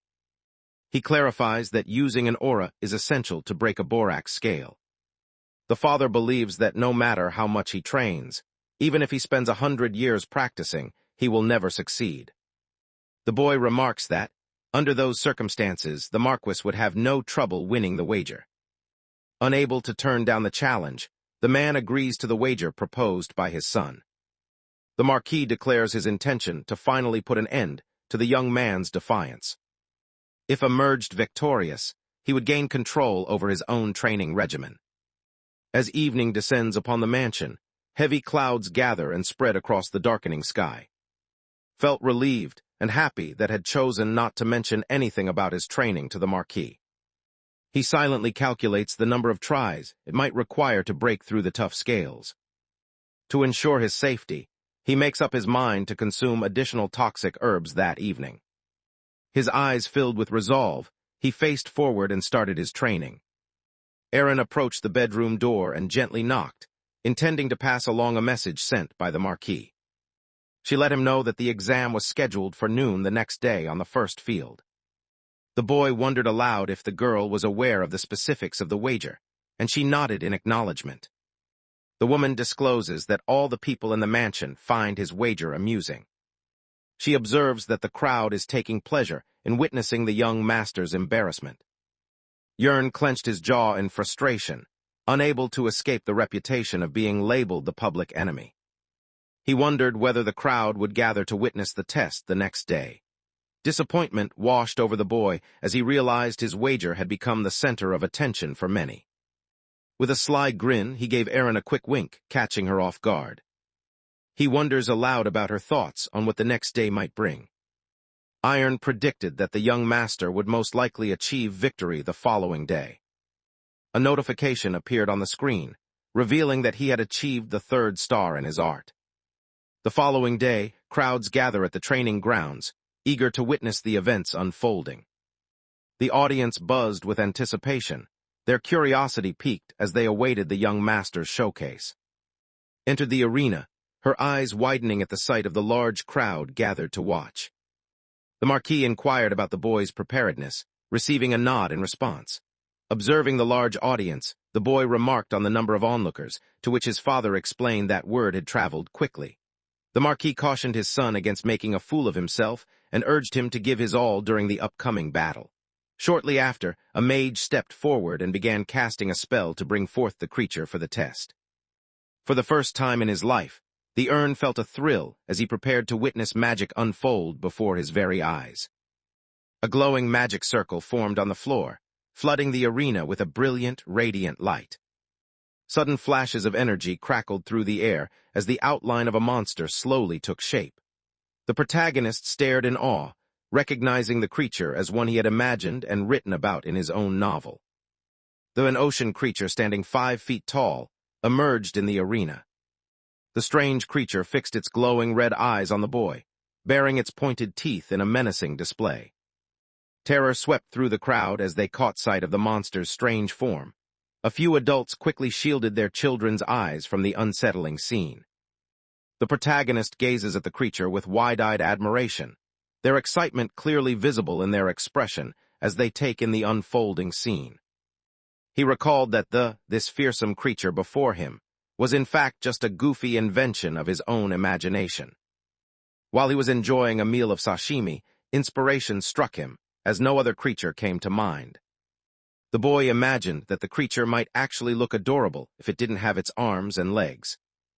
The creature parts its jaws, revealing a row of pointed teeth that completely shatter any sense of adorableness.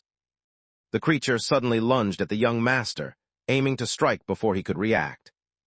With the help of his newly acquired movement ability, the boy swiftly avoided the incoming strike, showing no sign of difficulty.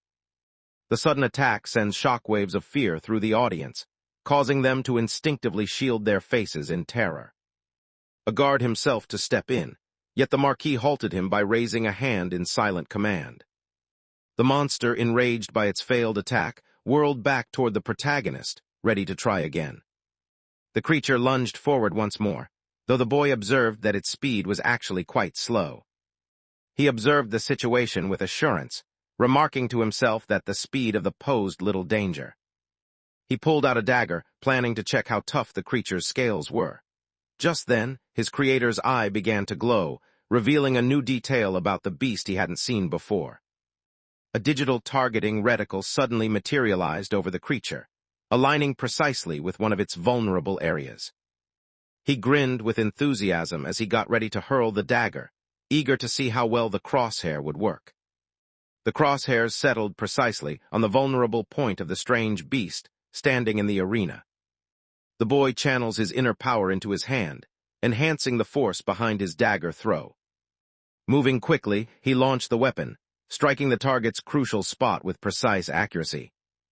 The dagger struck the monster directly in its eye, leaving the creature utterly immobilized. The creature collapses onto the ground, motionless, as pale foam begins to seep from its mouth. The boy beamed with triumph as he understood that he had taken down the monster in just one strike. The audience stands frozen in disbelief, struggling to process the events that have just unfolded. The Marquis stands in shock, struggling to comprehend the unbelievable sight before him. Without warning, the crowd bursts into cheers, their voices rising together as they shout the young master's name in unison. The crowd in the arena erupted with cheers, all applauding the boys for their remarkable triumph over the beast. The main character chuckled, soaking in the enthusiastic clapping from everyone nearby. The Marquis fixed him with an intense gaze, confusion clear in his eyes as he spoke the man's name, trying to grasp what was happening. He pointed toward his son, expressing disbelief as he wondered aloud how his son had accomplished such a thing. With a cheerful grin, the boy explains that his good aim allowed him to strike the target perfectly.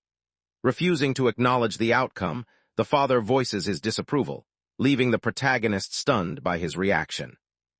He shouts his disbelief, insisting that it is impossible for a powerful to be defeated by nothing more than an ordinary dagger. Wearing a gentle smile, the boy suggests through his expression that someone as honorable as the Marquis would never break a promise. The mage went on to clarify that the dagger had struck an area of the monster's body where there were no protective scales, making it especially vulnerable. The father insisted that their success was nothing more than a stroke of luck, yet his son protested loudly, reminding him that the outcome of their wager still stood. The man requested that the boy perform the impressive act once more, but the boy declined. In response, the father suggested they include an additional promise in their wager to persuade him. He assures his son that another victory will earn him any reward he desires. If the boy were to lose, he would be required to practice swordsmanship, yet the thought of making a wish brought a smile to his face. The father then explains that their next challenge will not involve facing instead, they will confront a knight. The man inquires whether the boy is willing to take on the new challenge he has presented. The protagonist, unfazed and composed, accepts the challenge, showing no concern for who stands against him. Despite the circumstances, he considers this situation a valuable chance to further his own schemes. He spotted Captain among the gathering, and imagined what it would be like to embarrass him before all those watching. The captain gazes at the boy with a smug expression, completely oblivious to the fact that he has become the boy's intended mark. Despite his frustrations, he understands that he still relies on to obtain poison from Peru. He also acknowledges to himself that he lacks the strength to challenge a skilled knight at this point. As a result, he suggests to his father that he should only have to compete against a trainee knight instead. As he spoke, the boy had already decided in his mind who his opponent would be for the upcoming battle. The protagonist requested the chance to pick his own challenger, catching his father off guard. The boy immediately announces his intention to challenge the apprentice knight known as Cry. The sturdy knight strode into the arena, making his way in the direction of the Marquis. The man stated his name, prompting the Marquis to wonder aloud why he was not currently engaged in training. The father, wearing a grave expression, tells his son about a new responsibility he must handle that evening. The knight expresses his willingness to follow whatever command is given to him. The Marquis gestured toward his son, and demanded that Cry discipline the boy properly. The man feels a flicker of confusion at the command, yet he chooses not to challenge his superior's decision. The protagonist flashed a teasing grin as he raised his hand in a mockingly cheerful wave toward his rival standing across the arena. The knight stands in stunned silence, unable to find words in response to the young master's bold demeanor. The Marquise raised her voice at the knight, demanding to know whether he was incapable of fulfilling the command she had issued.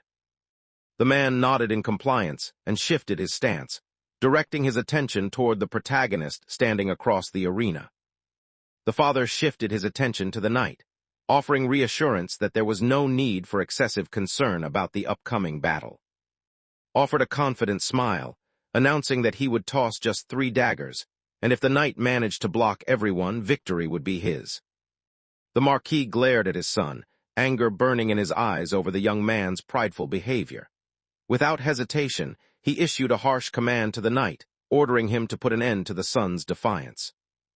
In the heart of the arena, the pair stood opposite one another, both prepared for the upcoming duel. From the stands, several knights began to mock Cry, hurling taunts in his direction. They jeered that if he failed to win, he would be forced to sprint 100 laps around the field as punishment. Just then, a girl's voice rang out above the noise, offering encouragement to the protagonist. The unexpected cheer caught him off guard, and the support filled him with renewed determination to give his all in the fight. The knight declared his readiness, prompting the protagonist to respond with a confirming nod.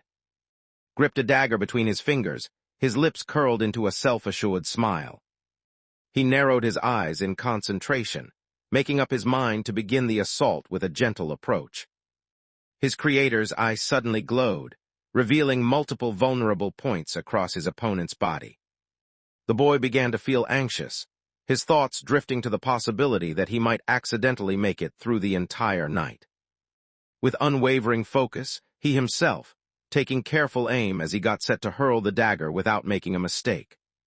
He launched the weapon forward in a direct line, demonstrating remarkable strength with his quick action. The knight steadied himself, his face set in a grave expression as he prepared to withstand the blow of the approaching dagger. The weapon struck against the man's sword, causing a burst of bright sparks to erupt where they collided. The knight is hurled through the air by the immense power behind the throw, soaring across the arena. The sudden, thunderous noise leaves the onlookers stunned, reminding them of the explosion from a cannon. The Marquis stands in utter disbelief, rendered silent by the unexpected power his son has just displayed. As the dagger slipped from his grasp and clattered onto the floor, the boy's father stood motionless, his face etched with shock. He walked over to where the weapon lay, bent down, and lifted it from the ground, turning it over in his hands as he studied it carefully. The man found himself baffled that a simple dagger could possess such incredible power. Panting hard, Pants realized his sword had fractured from the blow. Teased his opponent, claiming he was now fully prepared and warning him not to relax his defenses. The protagonist grabbed a second dagger, feeling a sense of sorrow as he realized he was now giving everything he had. Irritated by the boy's arrogance, the father commanded Cry to teach him a lesson and remind him of his proper standing. The knight lets his powerful aura flow outward, focusing intently as he gets ready to face the next assault with determination. Believes that, being a significant character, is unlikely to fail in this situation. He himself to perform his straight shot technique, his face lighting up with a self-assured grin. A surge of intense blue energy shot rapidly into the darkness of the night. Raised his sword just in time to intercept the strike, and as the blades collided, a brilliant burst of light erupted from the impact. The force of the energy was so intense that it sent a powerful shockwave rippling throughout the entire arena. A cloud of dust rises, blanketing the field while the protagonist takes in the aftermath. The crowd stands in stunned silence, unable to process the incredible show of strength they have just witnessed. The Marquis stood frozen, unable to find any words, as beads of cold sweat formed on his forehead in response to his son's display of power. When the dust finally cleared, the sword that had been used was visible, now lying in pieces and utterly destroyed. The knight dropped to his knees, clutching the shattered remains of his weapon, his mind reeling in disbelief over the unexpected turn of events. He clutches the shattered pieces of his weapon, his hands shaking uncontrollably. The Marquis stood in stunned silence, unable to believe the unbelievable strength his son had just revealed. The father walked over to them, insisting that he and the other person needed to have a private conversation right away. Despite the lull, the boy cut in, cautioning that the battle was far from finished. The man reacted with shock upon realizing his son still had another dagger ready. Raising his voice, the father insisted that the fight should end there, but declared he would address his opponent himself. He shifted his attention to the knight who knelt before him, instructing the knight to raise his head. The man gazes at him, his face puzzled, clearly unsure about the situation unfolding before him. The main character wonders whether he will settle for such an unimpressive outcome after the battle. The young master's words of encouragement left the knight deeply touched and unable to find a response. The boy went on to clarify that a real knight is defined by their commitment to finish what they start. Wearing a determined expression, he repeated his question, wanting to know if the man intended to surrender at that moment. The knight paused, uncertainty flickering in his eyes, as he considered which choice to make. Fueled by resolve, he requested a fresh sword so he could keep battling. Rising to his feet, a shimmering blue aura surrounds him as he makes a firm promise to himself that nothing will make him retreat. The crowd stared in astonishment as the knight unleashed his powerful aura. The Marquis stared in disbelief, struggling to comprehend how someone as inexperienced as an apprentice had succeeded in awakening their aura. Clutching his newly acquired sword, he himself to unleash his full strength in the upcoming battle. Grinned with satisfaction, seeing that wild, uncontrollable rage had appeared exactly as he had anticipated. Facing tougher adversaries, the protagonist resolved to try out a more sophisticated technique.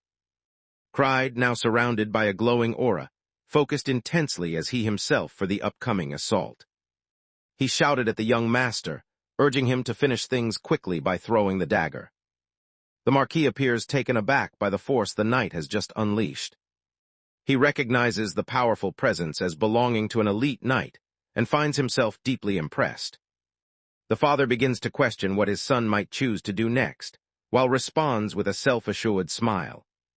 He reached for his remaining dagger, readying himself for the decisive strike of the battle. A confident grin spread across his face as he poised to launch the blade, determined to use a technique he had never tried before.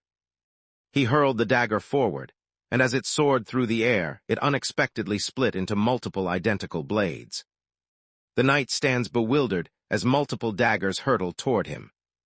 He questions in his mind why this attack moves with such sluggishness and lacks the strength shown by the previous ones.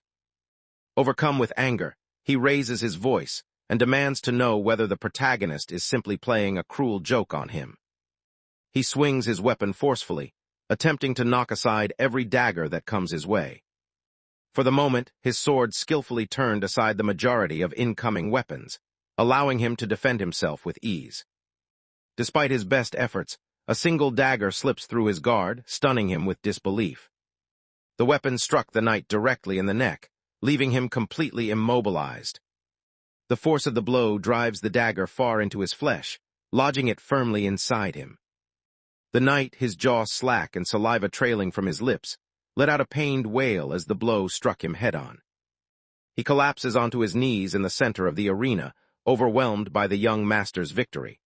The spectators watch in bewilderment, unable to understand how such a sluggish strike could have ended the match. Meanwhile, his companions shout accusations, insisting he must have held back simply because his opponent was the young master. Believed the pain was overwhelming because he had poured a significant amount of internal energy into the dagger. As the Marquis came closer, he informed that they would discuss the incident at a later time. A look of contentment crossed the man's face as he acknowledged that his son had rightfully earned victory in the bet. Upon hearing his father speak in the arena, the protagonist's lips curve into a faint, almost unnoticed smile. At the same time, the knight lets out anguished cries, the dagger still embedded in his shoulder. Walked over and gently rested a hand on the man's shoulder, offering her support. He channels his inner energy, drawing on a secret technique to ease the pain radiating from his injury. The knight was astonished when the pain vanished instantly, as if it had never existed. The man expressed his respect and gratitude toward the young master by bowing deeply. He offered an apology for having assumed that the boy had looked down on him during their battle. Admitting his error, the knight acknowledged that the young master's fighting style was both refined and impressive. He observed that the main character had likely concealed his abilities for quite some time. The man begins to imagine elaborate plots, convincing himself that a hidden group of enemies is working against him. Recalls how fascinated Cried is by conspiracy theories and elaborate schemes. The knight's eyes shine with admiration as he commends the young master for his noble spirit and selfless actions. He proceeded to volunteer his support in battling the hidden organization whenever future threats might arise. A notification appeared, indicating that the man's level had increased to 26. Wearing a cheerful expression, the protagonist agrees to the arrangement and promises to meet the other person later. The boy feels relieved by the calmness of the night, believing its peacefulness has been restored after chaos. He glanced over his shoulder and noticed Erin coming toward him, clutching a stack of papers. As she drew closer, the woman with white hair offered her congratulations, praising his impressive performance in the match. A cheerful grin spread across the boy's face as he expressed gratitude for her kind words. While they strolled together, she remarked that his previous move was unlike anything she had witnessed before. He responded by sharing that it was a recently developed skill and wondered how she felt about his display. The woman admitted that she had imagined battling him in her mind and realized she would have been defeated if they had truly fought. Despite the situation, she expresses confidence in her ability to defend herself against his assault. The protagonist remains quiet, fully aware that she is completely serious. A status window appeared before her, displaying that she possessed an uncommon ability known as Water Mirror. He pointed out that she possessed the training of a knight and had the potential to become one if she chose. Wearing a solemn expression, the boy wondered aloud whether she truly felt content with the way her life was. The woman's eyes widened in shock as she struggled to understand why he had brought up that topic. The story then moves to the Grand Rocks family mansion, where it stands tall beneath a bright, cloudless sky. Inside his office, the Marquis sat absorbed in contemplation as he carefully examined a stack of documents. Tapped gently on the door, waiting until his father's stern voice invited him inside, his face set in a grave expression. The man chastised him for his overly formal tone, urging him instead to use the word father when addressing him. Still unsure of what was happening, the boy nodded and with some hesitation addressed the man as his father. The father questioned the method his son had employed, noting that he had discovered no such technique in the records. He insisted that mastering such an advanced skill within a single month was simply not possible. The man fixes his son with a piercing stare, insisting that the boy reveal the real story behind the events. The boy believes revealing the truth is impossible for him, yet he has already come up with a reason to explain himself. Wearing a grave look, the protagonist reveals that he has discovered an enigmatic book. The Marquis looked puzzled, unsure about the name of the book he had discovered. He reveals that his search in the mansion's attic archive was for ways to improve his training. Explained that he had come across a book that was resting on the floor of the room. Irritated by the untidy scene, he questioned in his mind which person had been careless enough to leave a book out. To add to his troubles, a second book tumbled off the shelf and landed squarely on his head. Driven by curiosity, he reached for the object and saw that its cover was completely blank. The cover of the book displayed an unusual design etched into its surface, adding to its air of mystery. The boy, acting on impulse, flipped open the book, and in that instant a dazzling light burst forth. He experienced a peculiar sensation, as if something was being drawn into his mind. Afterwards, the book disappeared completely, leaving no sign that it had ever been there. At that moment, the father came to understand that the book he had discovered was, in fact, a grimoire. His lips curled into a sly smile as he watched his scheme unfold exactly as he had hoped. He believed himself to be the originator of the grimoire concept and felt confident in his complete understanding of its mechanics. The man explains that the archive holds such a vast collection of books, he cannot possibly be familiar with every single one. He proceeded to praise his son for discovering the book and remarked on his good fortune. The boy smiled and nodded, admitting that it had all been a matter of sheer luck. The father reminded his son that a promise must be kept, assuring him that he would not insist on him wielding the sword. He turned away, readying himself to carry out the next part of the promise. The Marquis, his expression grave, inquired about the desires of his son. Wearing a resolute expression, the main character faces his father and states his request. He then expresses his desire to claim the role of heir to the Rock's family for himself. The Marquis stands stunned by the unexpected request, momentarily lost for words as disbelief washes over him. The boy wondered aloud whether his request would be, if that was truly what he desired. The man hesitated, his words faltering, but eventually confessed that he did have the power to approve the request. The protagonist glanced at him with a playful glint in their eyes, remarking that his face betrayed his discomfort. Smiling, he admitted that taking on the role of successor would only lead to trouble. Mentions that his stepmother, in particular, would likely cause a big commotion. The boy decided to yield for the moment, which brought a sense of relief to his father. The man let out an uneasy chuckle, expressing his gratitude that the request hadn't been serious. Deep down, the protagonist felt completely uninterested in taking on any role related to hair. He understood that taking the job would mean sacrificing his freedom and becoming trapped in endless labor. The boy chooses to dedicate his hours to perfecting his skills and exploring distant lands. The boy's father inquired about his son's true desire, prompting the boy to ready himself to reveal it. He disclosed his intention to form a new order of knights, leaving his father taken aback by the unexpected announcement. Iron and Cried became the first individuals to join the protagonist's order. The Marquis believed that fulfilling this request would be easier than achieving the status of the heir. The father recognized Aaron's remarkable abilities, believing he deserved more than the role of an attendant. Smiling warmly, he granted the boy's request, and Aaron responded with a grateful nod. The man wonders aloud about the identity of his new attendant now that Aaron is departing. Expressed his intention to choose a kitchen worker to serve as his attendant. He smiled and carefully phrased his request in a way that would appear as if the decision belonged to his father, hoping this would keep anyone from becoming suspicious.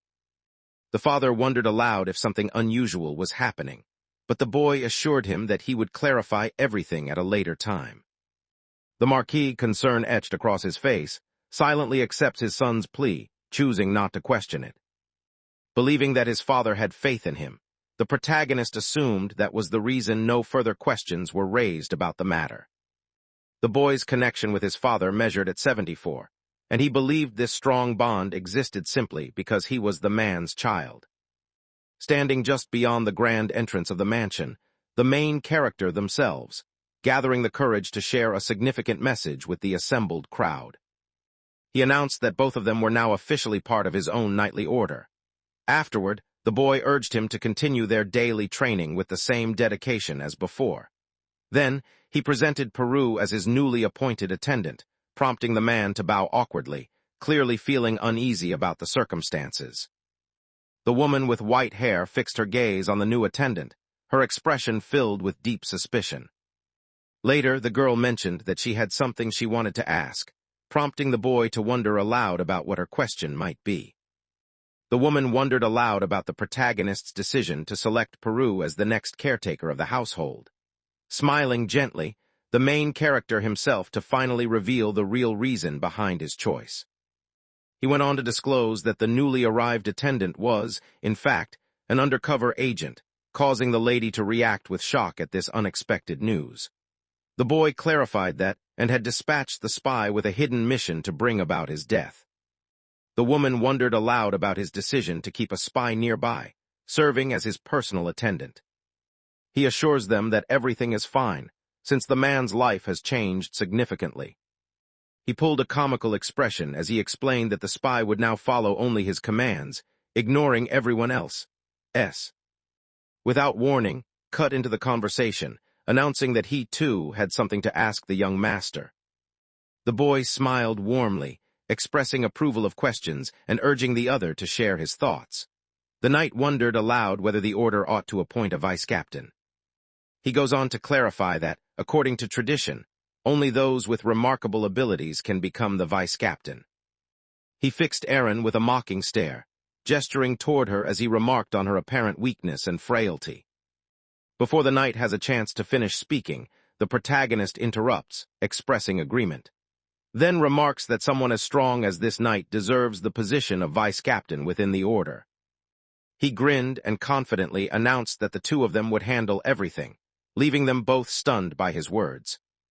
The story shifts to the training ground, the chosen location for the upcoming duel. With swift action, Aaron overpowered the knight, leaving him lying on the ground as he confessed to his loss. She reprimanded him for relying on straightforward attack patterns, criticizing their lack of complexity. With her blade pressed against his throat, he promised to keep her warning in mind. The protagonist surveyed the situation and noted that the leader of the order had already been chosen.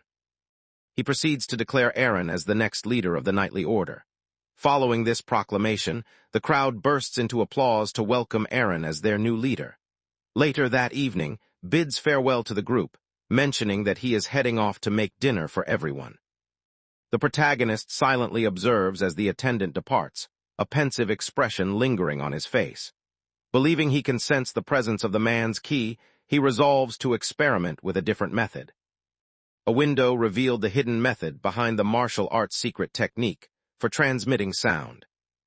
The boy applied the technique to summon the attendant, causing the attendant to jump in surprise. Still bewildered, the attendant turned around and responded to the young master's call, unsure of what was happening. Suddenly, he froze in place, utterly frightened by the strange voice that had reached his ears. Upon hearing the young master call once more, he lets out a terrified scream, unable to hide his fright. Fear gripped the boy so tightly that his own voice seemed to reverberate inside his head, and his vision blurred until everything appeared doubled. He clasps his head in disbelief, struggling to comprehend the reality unfolding before him. The man, gripped by fear, wonders aloud whether this could be a form of potent dark magic. The protagonist explained that it was merely a form of communication magic. The attendant wonders if the boy is somehow immune to toxins as well. He recalled stories he had heard about sinister mages who used magic to command deadly poisons. The protagonist felt a flush of embarrassment at the assumption, and dismissively indicated that he could believe whatever he liked. He repeated the technique and inquired whether the poison he had requested was prepared. The man discloses that he was able to create the snake venom by extracting it from 100 vipers. A sinister gleam in his eyes revealed his intentions as he commanded the man to mix the poison into the soup. The attendant's face turns pale with fear as he struggles to process the command given to him. The man immediately accepted the boy's command and hurried away to fulfill the task. With no one else around, the main character shuts his eyes, his face set in a grave expression. After a moment, he opens them once more, now filled with unwavering resolve as he looks ahead to what lies before him. Returning to his room, he settled onto the bed, closing his eyes to focus on meditation and squeeze in some extra training. His ability to absorb poison had reached 18% progress toward mastering the 3rd star level. He rises to his feet, uncertainty filling his mind as he wonders how much time remains before the global disaster strikes. He stands before the window, quietly watching the mansion and reflecting on his upcoming schemes. Wearing a resolute expression, he makes up his mind to move on and abandon the Marquis Ape. During a discussion with his father, he revealed his intention to be away for some time. The father wondered aloud whether his son was considering a journey to the Marquisate's village. Holding a cup, the boy nodded in affirmation, catching his father's attentive gaze. He wanted to know the number of days his son intended to stay away from the mansion. The boy pretends that his absence will last only a week, concealing the truth about his real plans. The father nodded in agreement, and then inquired about the plan for managing the escort during the journey. Unexpectedly, he announces that he does not require anyone to accompany him, leaving his father taken aback. The Marquis shouted in disbelief, insisting that such a thing could not be and reminding the other person of their proper place. The boy insisted that he was only planning to visit the nearby village, but his father quickly reprimanded him, reminding him that he still did not understand how perilous the world could be.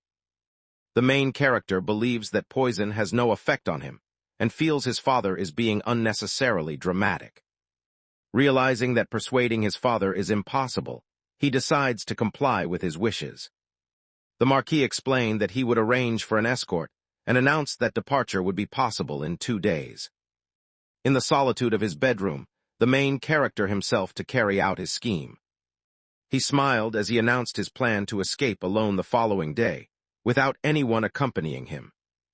As evening settled in, he arranged a meeting with his attendant, who arrived uncertain about why he had been called. He mentioned his plans for a trip, yet admitted he was out of money and requested to borrow some. The boys mentioned the money had provided him, which was meant to cover the costly food for the vipers. Wearing an intimidating expression, he demanded to know whether the man intended to refuse cooperation. The frightened butler attempted to reassure him, promising that he would provide the money needed. The protagonist mentioned that, coincidentally, he had something to share as well, which left the other man puzzled. He describes witnessing the butler retrieve the poisonous herb from his subspace bag. In many fantasy stories, characters often use a subspace bag, a magical item that allows them to carry numerous belongings inside. Faced with no real alternative, the man reluctantly consents to let the young master borrow the bag. The boy grins triumphantly, feeling relieved that he no longer has any need for his own suitcase. All at once, a crucial thought comes to his mind, prompting him to call the butler back over. He proceeded to give the man a pill crafted from dried leaves, intending it to serve as a counterfeit cure. The boy explained that the vial contained the antidote needed to survive the poison for a month, which left the man visibly stunned. With a grave expression, the man acknowledged that the butler had performed admirably and expressed his reliance on him. In addition, he assures that a flawless antidote for the man's poisoning will be available soon. As dawn breaks, gentle sunlight spills into the mansion, filling its rooms with a warm, golden glow. He carefully writes a letter, placing it where it will be found, and then quietly gets ready to sneak out of the mansion without drawing anyone's attention.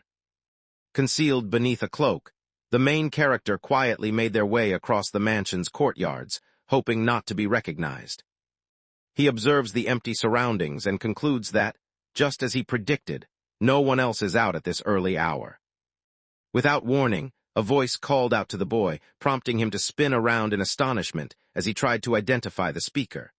Standing before him was the elderly gardener, who offered warm praise for the boy's early rising that morning. The main character reluctantly nods in agreement with the man, making an effort to conceal how uneasy he feels. Despite the gardener's calm and kind appearance, he senses an intense and almost overwhelming presence emanating from the man. Still uncertain about what was happening, he chose to use his creator's eye in hopes of uncovering more information. He glanced at the elderly gardener, confusion clear in his eyes, and signaled his disbelief with a slow shake of his head. As he made his way through the bustling city streets, he realized it was his first time venturing beyond the boundaries of the. Without warning, he noticed something unexpected and halted in his tracks, his expression shifting to one of astonishment. He stands before the city's towering and majestic magic tower, instantly recognizing the impressive structure. Within the tower's walls, he walks up to a mage who is seated at a desk, engrossed in writing. The mage inquired about the boy's wishes, prompting the boy to express his desire to use a. The hooded man wanted to know if the protagonist had any experience using one, but the protagonist simply shook his head, indicating he did not. The mage explained the reward point system, prompting the boy to recall that he had been the one who invented it. The hooded man fixed his gaze, his expression grave, and inquired about the other person's intended destination. Without a moment's pause, the protagonist states that he is headed to A.S. Castle. The mage observed the distance and remarked on how remote the location was, prompting the boy to silently agree with a nod. The man then explained that the cost of the journey would be 50 gold coins. He considered the price to be high, yet felt grateful that Peru had enough funds. After some thought, he chose to use an alias. Smiling, he decides on the name, a username he often picked back when he played online games. The mage addressed the man as Mr., requesting that he accompany him to the designated place. The hooded man instructed him to step inside the room and remain there until he heard someone knock. The boy stepped inside, his eyes widening in awe as he took in the sight of the teleportation circle glowing before him. Without warning, a powerful surge of energy crashes down onto the tower's peak. The main character stood bewildered, uncertain about the source of the commotion and unable to grasp what had just occurred. A voice announced the boy's arrival, leaving him surprised at the journey's unexpected speed. A man greeted him warmly at the entrance to A.S. Castle, a friendly smile lighting up his face.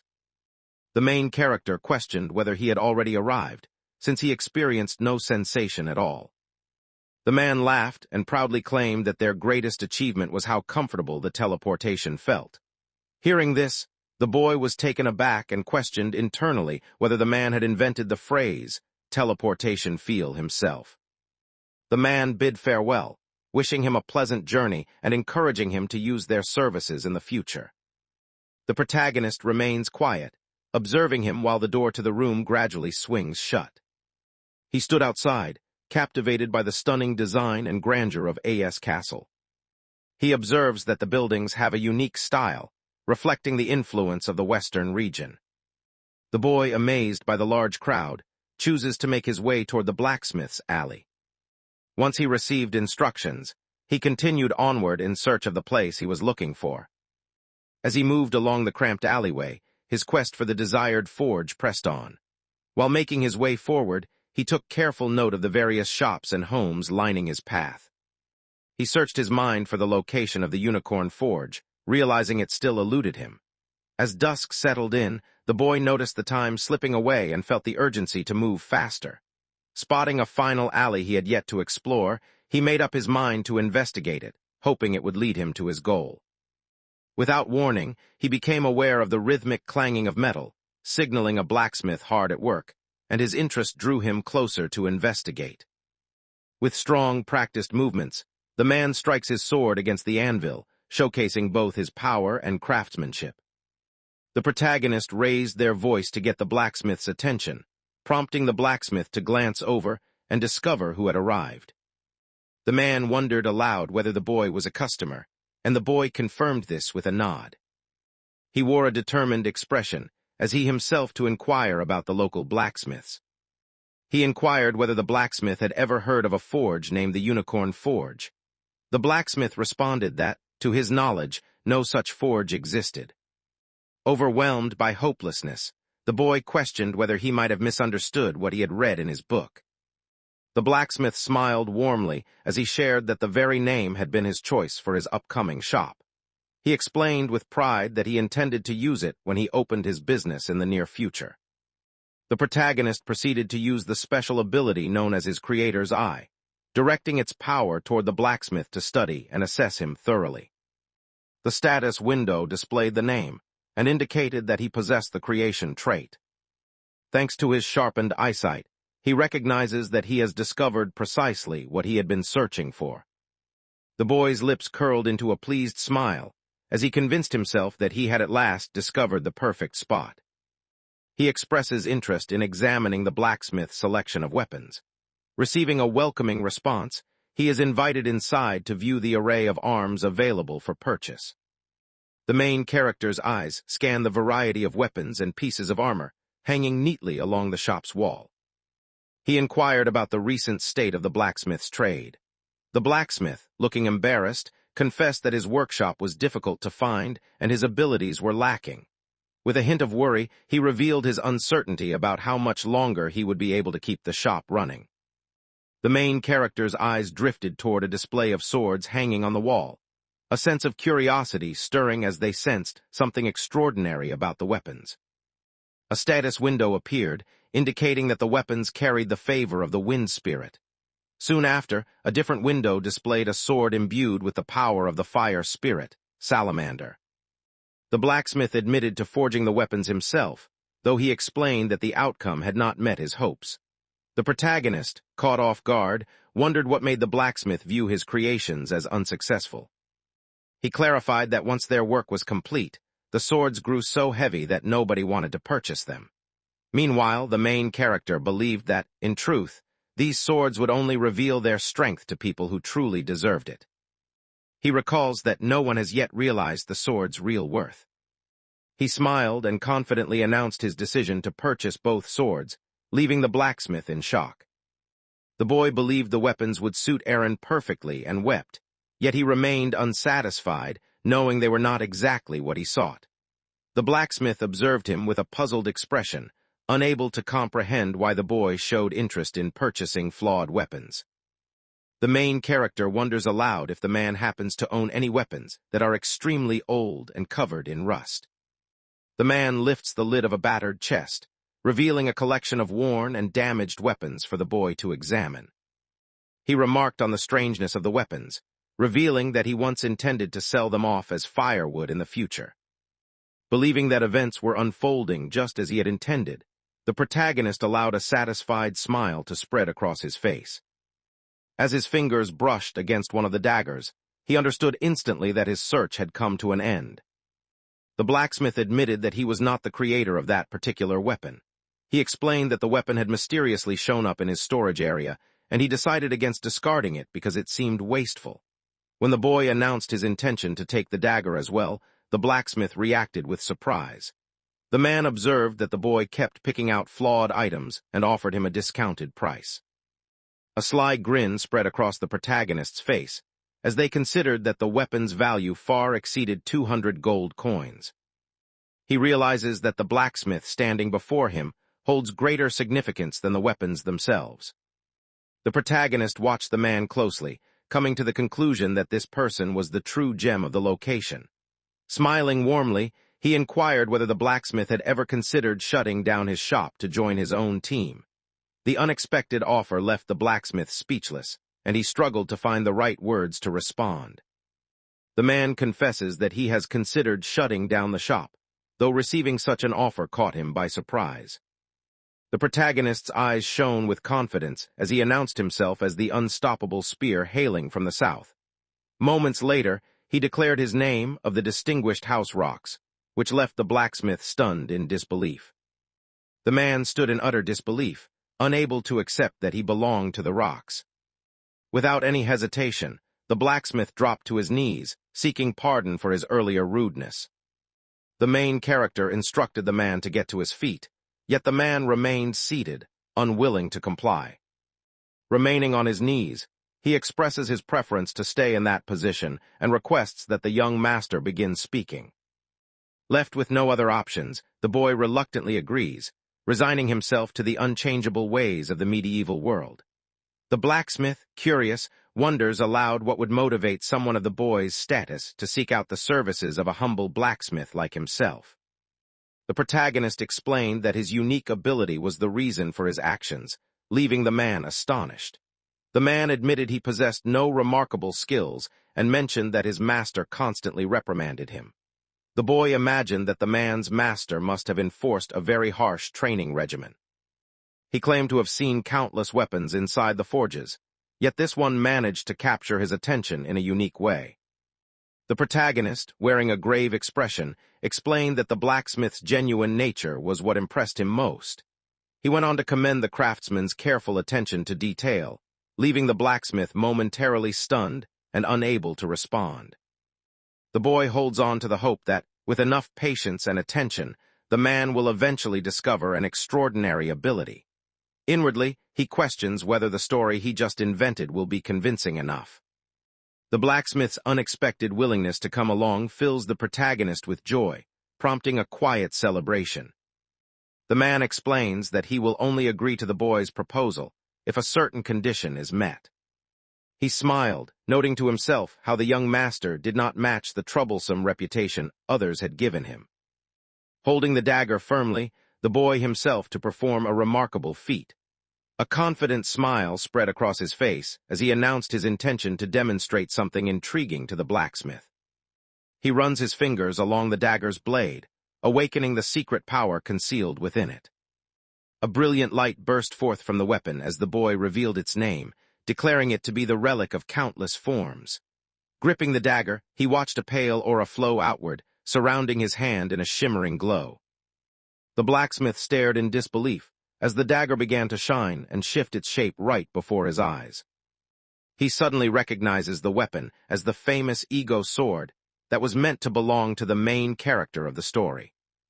A prompt appeared on the screen, inquiring whether he wished to continue with the exclusive contract, and he confirmed his decision to move forward. Without warning, the dagger shifted shape, morphing into a blob of yellow slime that hovered weightlessly above the ground. The blacksmith stared in disbelief at the sudden transformation, while the protagonist observed the unfolding scene closely. A sweet, youthful voice suddenly resonated through the surroundings, catching the boy off guard and filling him with bewilderment. The yellow slime grumbled, questioning the stranger's audacity in attempting to form a contract with her. She carried on with her harsh criticism, insisting that he completely lacked any talent, leaving the boy stunned by her words. He suspects that her anger might stem from the fact that she doesn't detect any mana within him. Irritated, the slime complained about how dull things were and questioned why nobody wanted to form a contract with her. She then demanded to know how he had discovered her hiding spot and the incantation needed to set her free. The boy claimed he had received all his information from the Great Prophet, a figure he invented for his tale. The slime, however, expressed skepticism, questioning why such a revered being would bother speaking to someone as insignificant as the boy. A self-assured grin spread across the protagonist's face as he wondered aloud whether she was aware of his abilities. He believed himself to be all-knowing, convinced that his role as the author and her creator gave him complete understanding of everything. In the earlier version of the tale, the main character battled enemies wielding a mighty sword and a sturdy shield. No matter how many times the secondary body disappeared, it would inevitably find its way back to the original form. The slime explains that the item has no value to him, as it requires mana to be used, which he cannot provide. She immediately instructed him to surrender, pointing out that he lacked the strength necessary to wield it. The boy, feeling irritated, gestures toward her and expresses his frustration about her being too loud. The slime shifted shape, becoming a golden ring that slipped perfectly onto his finger. As he noticed that his martial arts skills could take the place of mana, a surge of excitement ran through him. Feeling satisfied with how things had turned out, he faced the blacksmith, ready to go on his way. 2 days later, he requested that the man join him at Central Park, located within the castle grounds. 2 days after the previous events, the main character moved purposefully along the busy city sidewalks, determination clear in their expression. He abruptly detected a familiar presence nearby, which caught him off guard. Seated atop a horse, fixed him with a stern gaze and demanded an explanation. The boy stares at her in disbelief, unable to comprehend why she is present. At Central Park, the surroundings strike him with a sense of stirring up a memory from the past. It dawns on him that this is where first encountered the hero. He quickly grasps that his actions have somehow altered the original timeline. The woman with pink hair looked at him with curiosity, wanting to know why he was there. Wearing an uneasy grin, he explained that his purpose for coming was to find a blacksmith he could employ. She felt puzzled and wondered aloud about his decision, questioning his choice since House Rocks already employed plenty of blacksmiths. He went on to clarify his intention to recruit a new member for his personal team. She smiled warmly, thinking that she could have offered her assistance if only he had reached out to her earlier. Without warning, the blacksmith made his entrance, catching the protagonist's attention.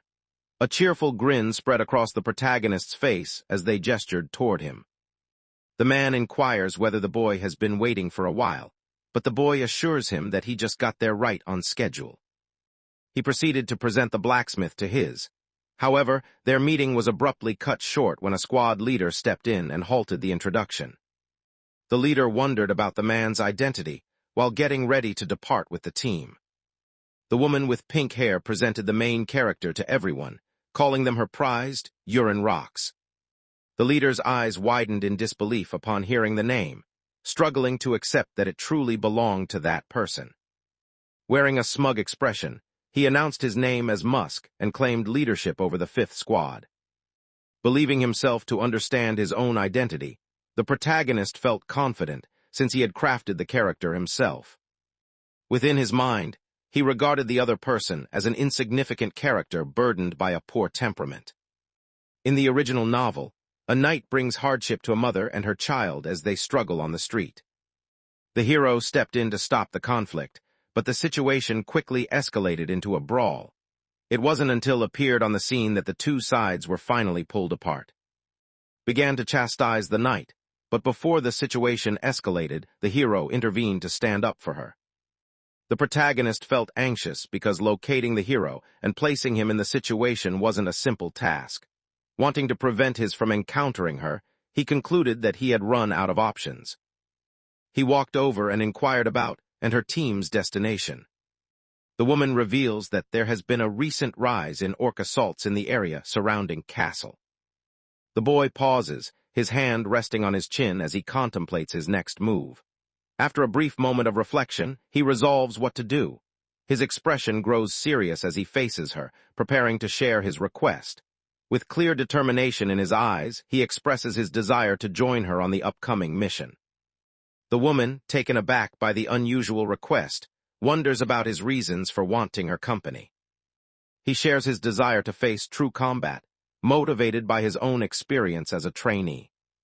Feeling concerned, she cautions him about the potential dangers he might face during the mission. He flashed a confident smile, assuring everyone that escaping was easy for him since running away was something he excelled at. Seeing no better option, the woman with pink hair reluctantly decides to let him accompany her. She instructed Musk to prepare a horse for their use, leaving the man stunned by her request. The leader reminds everyone that this isn't a leisurely outing and insists that they must remain vigilant. He went on to explain that he lacked both the responsibility and the power to keep them safe. The woman, irritated by his defiance, gave him a stern reprimand, her expression grave and unwavering. She firmly commanded him to follow her instructions, making it clear that he had no choice but to comply without protest. With no other options available, the man reluctantly decides to get the horse ready and departs to fulfill the command. Before departing, he muttered under his breath that the boy had no right to complain about fairness unless he had stepped up to take charge himself. The woman with pink hair stood quietly, observing the scene without saying a word. The story shifts to the city gate, where preparations for their departure are. Seated firmly atop her horse, cautioned him to remain nearby, explaining that the area was perilous. The boy instructed the blacksmith to grip firmly, and the frightened man nodded in agreement. As they let out a loud yell, the group spurred their horses forward, racing away at top speed to begin their reconnaissance mission. The travelers moved through a vast landscape, surrounded by towering mountains and dense forests. When the woman reached the destination, she organized the team by splitting everyone into groups of 5 to begin the search. Once preparations were complete, the group separated and began searching for the orc village.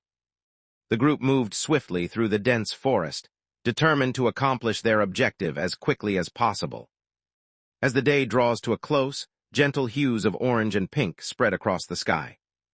The woman expressed her frustration about the tracks, finding them complicated and saying the search was challenging. Left with no other options, she resolved to return home for the day. Without warning, her words trail off as her eyes catch an unusual sight above, causing her to jump in surprise. A bright flare burst across the night sky, startling one of her soldiers so much that he cried out in terror. A second flare burst open beside the first, shining in a new, vibrant color. A sudden burst of light from a third flare lit up the sky, leaving everyone in shock.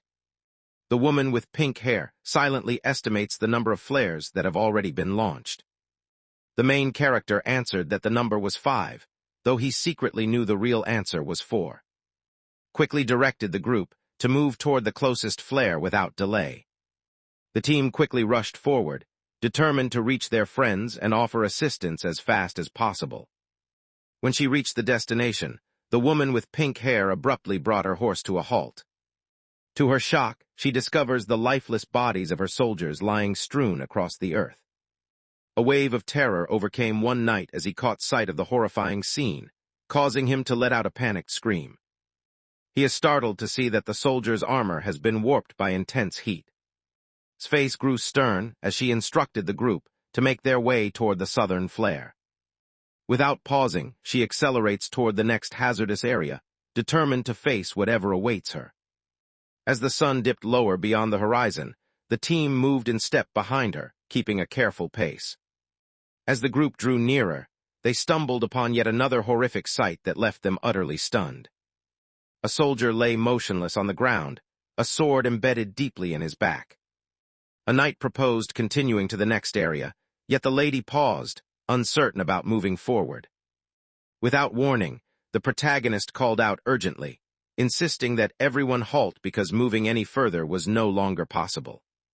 He fixes them with a stern gaze, making it clear that they are not allowed to move even a little. The pink-haired woman gazed at him with bewilderment, unable to comprehend his behavior. He reveals that the orcs are picking off the soldiers individually, leaving them with no hope of winning. The boy proposed ending the mission and using a flare to gather the soldiers. A soldier shouted at him, demanding to know what gave him the right to speak in such a manner. He placed the blame on the other person for the chaos, and the protagonist recalled how the hero had faced scolding as well. The memory caused stress because readers had criticized the story for moving too slowly, leaving a lasting impact. The knight attempted to silence him, but the protagonist interrupted, raising a hand to signal him to stop speaking.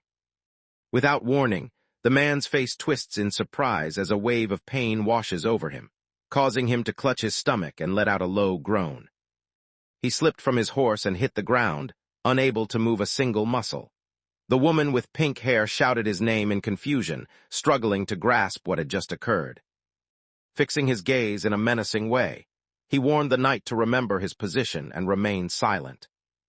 Terrified, the man nods his head and lowers himself in a respectful bow, showing his submission to the young master. The boy's eyes gleamed with determination as he signaled the woman to pay attention to his next move. He recalls that, in the original storyline, she ignored the main character's advice and acted headstrong. He fixed her with a solemn gaze, urging her to consider the circumstances carefully before making a decision. The woman with pink hair looks at him in astonishment, her face shifting as she begins to ponder quietly. Wearing a grave expression, she confessed that her understanding of the situation had been clouded. She instructed her team to launch the blue flare at once, signaling everyone to gather without delay. A burst of blue light erupted overhead, marking the designated gathering spot for the troops.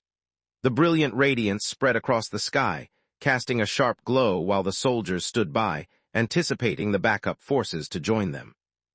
As the rest of the group cared for the injured, the protagonist stood quietly, observing the situation without a word.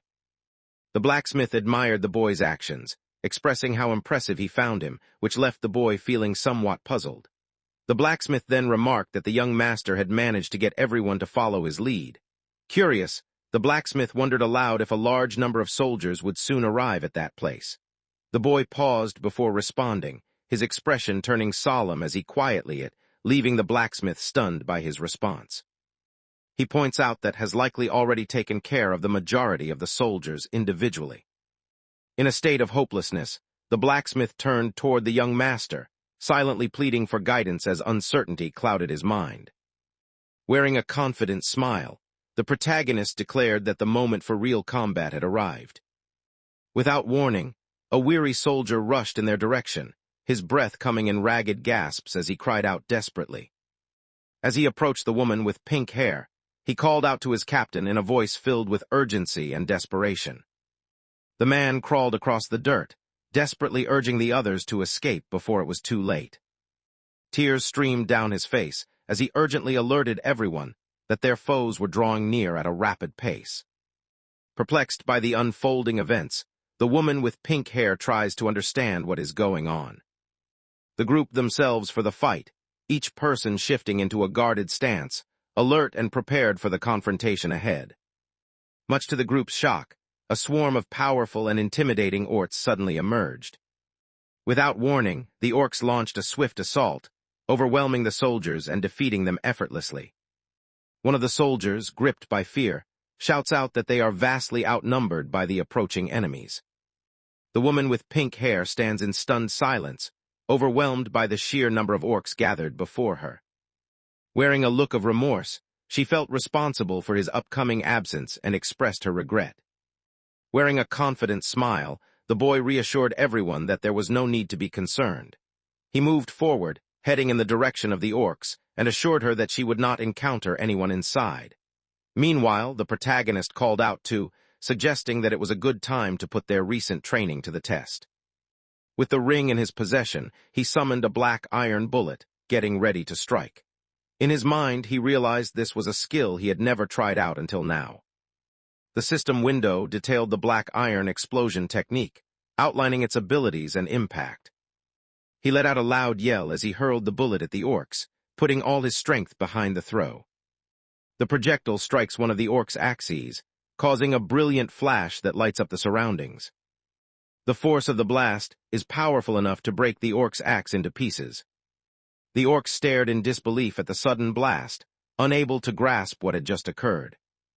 The bullet burst apart, transforming into a massive fireball that engulfed every orc in its path. The force of the blast hurls the orcs through the air with tremendous power. The force of the explosion ripped the creatures' bodies to shreds. With a simple motion, the main character summoned the black iron bullet back into his grasp. He believes that's power to return complements his own abilities flawlessly. The oars that were left rushed at him with fierce determination, closing the distance to strike at close range. Without hesitation, the boy rushed ahead, unleashing his formidable martial arts skills against the orcs. A massive blast erupts across the battlefield, wiping out multiple orcs in an instant. Startled by the sudden blast, turned to him and questioned the nature of the object he had just hurled at their foes. Wearing a satisfied grin, he revealed that the move was known as the black iron explosion. The woman with pink hair observed that far fewer orcs remained following the assault. She shouted at her soldiers, urging them to stop wasting time and join the battle. Letting out a fierce battle cry, she surged ahead, urging her allies to seize this opportunity for victory. The soldiers, led by the woman with pink hair, bravely rushed at the last of the orcs. She swung her sword with accuracy and strength, landing a decisive hit on one of their enemies. The rest of the soldiers displayed great courage as they battled the terrifying monsters. Without warning, a massive orc emerged and launched a brutal assault on one of the soldiers, showing no sign of compassion. Without warning, the giant delivered a strong blow to the face of a different orc, though his reasons for doing so remained unclear. The smaller orc collapsed to the ground, rendered unconscious by the force of the recent strike. Without warning, a menacing figure clad in a crimson hood appeared on the battlefield, sending a wave of dread through those who witnessed its arrival. The appearance of the creature leaves everyone stunned and confused, unable to grasp the situation unfolding before them. The woman with pink hair stands paralyzed, terror filling her eyes as the unfamiliar foe emerges before her. The beast steps into view, its massive frame covered in crimson skin and its mouth lined with jagged teeth, clearly marking it as a formidable red orc. The main character stands quietly, fully aware of the orc's true identity as he observes the unfolding scene. He explained with a grave expression that the legendary orc warrior was involved. He believes that unless they manage to overcome the creature at this very moment, none of them will survive.